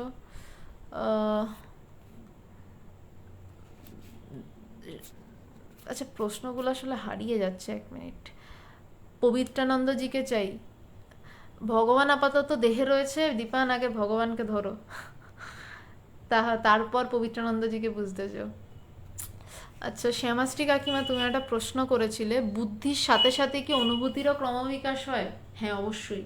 কারণ যতক্ষণ না সেই তবে হ্যাঁ, একটা ব্যাপার, বুদ্ধির সাথে অনুভূতির কিছুটা ক্রমবিকাশ হয়, কিন্তু জ্ঞান লাভের আগেও কোনো কোনো মুহূর্ত থাকে আমরা সব কিছু তো বুদ্ধি দিয়ে বুঝি, 2+2=4 এরমভাবেই বুঝি। কোনো কোনো সময় এই যে কথাটা বললাম না, জ্ঞানযোগখানা, এই যে পবিত্রানন্দজি বলছেন জ্ঞানযোগটা ধীরে ধীরে পড়বেন, এবং ধীরে ধীরে পড়তে পড়তে সেটা নিয়ে চিন্তা করবে, চিন্তা করতে করতে হঠাৎ ভিতরে একটা অদ্ভুত স্পার্ক হয়। এটা আমি তোমাকে বলে বোঝাতে পারবো না, বা আপনাদের কাউকে এটা আমার বোঝানো সম্ভব নয়। এটা আপনারা প্রত্যেকে, মানে আমি বোঝাতে পারছি না মানে আপনি বুঝতে পারবেন না তা নয়, আপনারা প্রত্যেকে এটা অনুভব করতে পারেন। ক্রমাগত যখন চিন্তা চলে না, ভিতরে একটা অদ্ভুত স্পার্ক হয়, এবং ওই লাইনটা যেন ভিতর থেকে পরিষ্কার হয়ে যায়, লাইনটা ভিতর থেকে ক্লিয়ার হয়ে যায়, এবং সেটা বোঝা যায় যে ওটা ঠিক বুদ্ধি দিয়ে 2+2=4 হিসাবে পরিষ্কার হলো না। বুদ্ধির সাথে অনুভূতির ক্রমবিকাশ কাকিমা হয় কিছুটা, কিন্তু ওই ভিতরে স্পার্কটা একটা আলাদা, এবং তারপর যদি আমি আবার ওটাকে বুঝতে যাই তখন আবার হয় না। মানে ঝট করে আকাশে মেঘে বিদ্যুৎ খেলে না, হঠাৎ বিদ্যুৎ খেলে রাস্তা পরিষ্কার হয়ে যায়, কিন্তু আমি চাইলে আবার ওই বিদ্যুৎটাকে নিজে আনতে পারবো না। তিনি কখনো কখনো স্পার্ক দেন, যে তিনি কখনো কখনো জানান দেন এই আমি আছি। জ্ঞানের আগে এইগুলো হয়, তো সেইখানে বুদ্ধি দিয়েই আমরা বিষয়টাকে বুঝছি, এবং ক্রমাগত মন চিন্তা করছে, এটাকে মনন বলা হচ্ছে, ক্রমাগত রোলিং হচ্ছে মনে, এটাকে মনন বলছে। করতে করতে ভিতর থেকে একটা ক্লিয়ার হয় বেদান্ত বাক্য। কারণ এই কথাটা তো আত্মকথা, নিজের কথা, তিনি কখনো কখনো বুঝিয়ে দেন। বুদ্ধির সাথে অনুভূতির কিছুটা ক্রমবিকাশ হয়, কিন্তু কিছু কিছু হয়ে যায় যেটা বুদ্ধির পারের গল্প। কাকিমা, আশা করি একটু ক্লিয়ার হয়েছে। কঠিন প্রশ্ন করেছো তাই কঠিনভাবে উত্তর দিলাম, সহজভাবে উত্তর দিতে পারলাম না। অসীম কুমার দত্ত, ভগবান চাইলে তো সব অন্যায় দূর করতে পারেন, তাহলে কেন তিনি তা করেন না? তাহলে তো কুরুক্ষেত্র যুদ্ধই হতো না। তিনি করেন না তার কারণ প্রত্যেকেরই কর্মফল আছে, কর্ম আছে, তো প্রত্যেকের নিজের হিসাব বুঝেই তারপর তাকে সেই জায়গায় যেতে হবে, তাই তিনি করেন না। আচ্ছা, আর কি প্রশ্ন? আমি প্রশান্ত সাঁতরা অদ্ভুত স্টিকার পাঠাচ্ছেন কেন বুঝতে পারছি না। আমার কলকাতা, তো আমি কি করব? যাই হোক, সুদেশনাথ, ভগবানজি কেমন আছেন এখন? বিরাটিতে এসছেন সুদেশনাথে? হ্যাঁ, ভগবান ভালো আছেন, এখন বিরাটিতে এসছেন, চেন্নাই থেকে ফিরেছেন, শরীর ভালো আছে এখন। সুদীপ চক্রবর্তী, মায়াও তো আপেক্ষিক, তাই কি? মায়া তো আপেক্ষিকই, মানে মায়া তো নেই, তার আবার আপেক্ষিক আবার কি? সুদীপ চক্রবর্তী, আপনাকে বলছি, মায়া যা নেই তার আবার আপেক্ষিক আর আপেক্ষিক নয়ের কোনো তফাতই নেই। মায়া মানে নেই, সেটা তো আপেক্ষিক তো বটেই, যদিও বা মায়াকে সত্য ধরেন তাও আপেক্ষিক।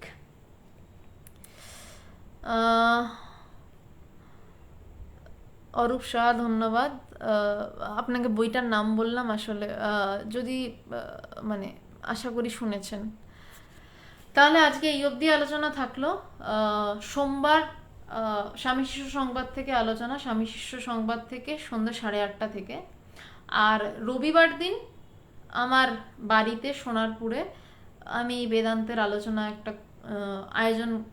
আয়োজন মানে ছোট করে একটা আলোচনা হচ্ছে। রোববার আমার বাড়ি সোনারপুরে, এই সপ্তাহের আলোচনা নির্বাণ শতকম থেকে, এবং অপরক্ষানুভূতির থেকে আলোচনা শুরু হয়েছে, ধীরে ধীরে সেখান থেকে অপরক্ষানুভূতি নিয়ে আলোচনা এগোবে। রবিবার বিকেল 5:30টায় যদি কেউ আমার বাড়িতে আসতে চান, ওয়েলকাম, আসুন।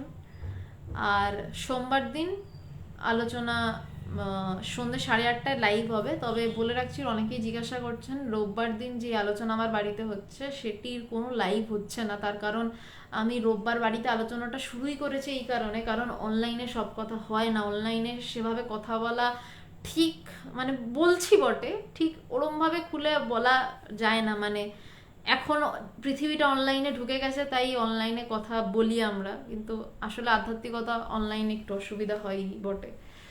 তো সেই জন্যই আর কি রোববার দিনটা একটু সামনাসামনি, আমরা যারা আসতে চান তারা আসতে পারেন, আমরা বসি। তো রোববার দিনের আলোচনাটা লাইভ হয় না, লাইভ হবে না, এটা জানিয়ে রাখছি। ক্ষমা করবেন যারা বাংলাদেশ থেকে বলছেন, অনেকেই আমাকে বলেছেন যে বাংলাদেশ থেকে আমরা কিভাবে শুনবো। সোমবার স্বামী শিষ্য সংবাদ, বুধবার যোগাবাশিষ্ঠ সার বশিষ্ঠ মুনির, এবং শুক্রবার বেদান্ত সাধনা ভগবানের গুরুদেব স্বামী পবিত্রানন্দজির ভগবানকে লেখা চিঠি। এই 3 দিন সন্ধ্যা 8:30 থেকে আলোচনা। এবং মঙ্গলবার দিনকে এবং শনিবার দিন সুদেশনা ভগবানের জীবনী আলোচনা করছে, দ্য গ্রেটেস্ট পার্ট 2। এবং সেখানে এখন আলোচনা যে অংশটা চলছে সেটা ভগবানের জ্ঞান লাভের পরে ভগবানের বিভিন্ন অনুভূতি নিয়ে আলোচনা হচ্ছে। তো এই দিনগুলোতে ইন্ডিয়ান মঙ্কস ফেসবুক পেজে আলোচনা হচ্ছে। আর রোববার দিন যদি কেউ আমার বাড়িতে আসতে চান অবশ্যই আসতে পারেন।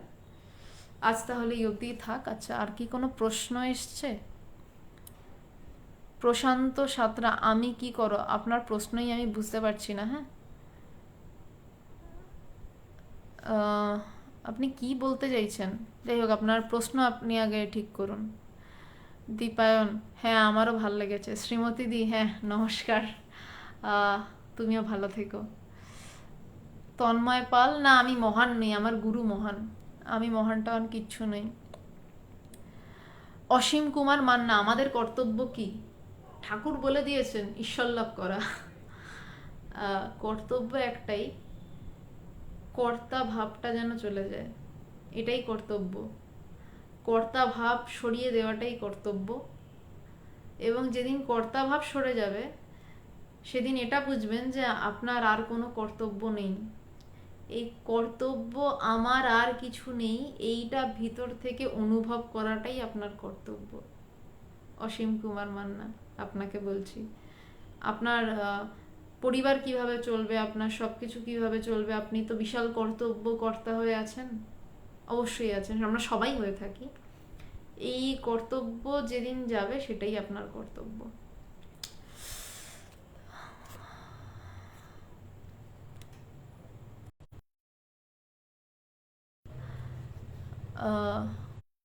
সোমবার দিনকে 8:30টায় স্বামী শিষ্য সংবাদের আলোচনাতে আবার দেখা হচ্ছে সবার সাথে। নমস্কার সবাইকে।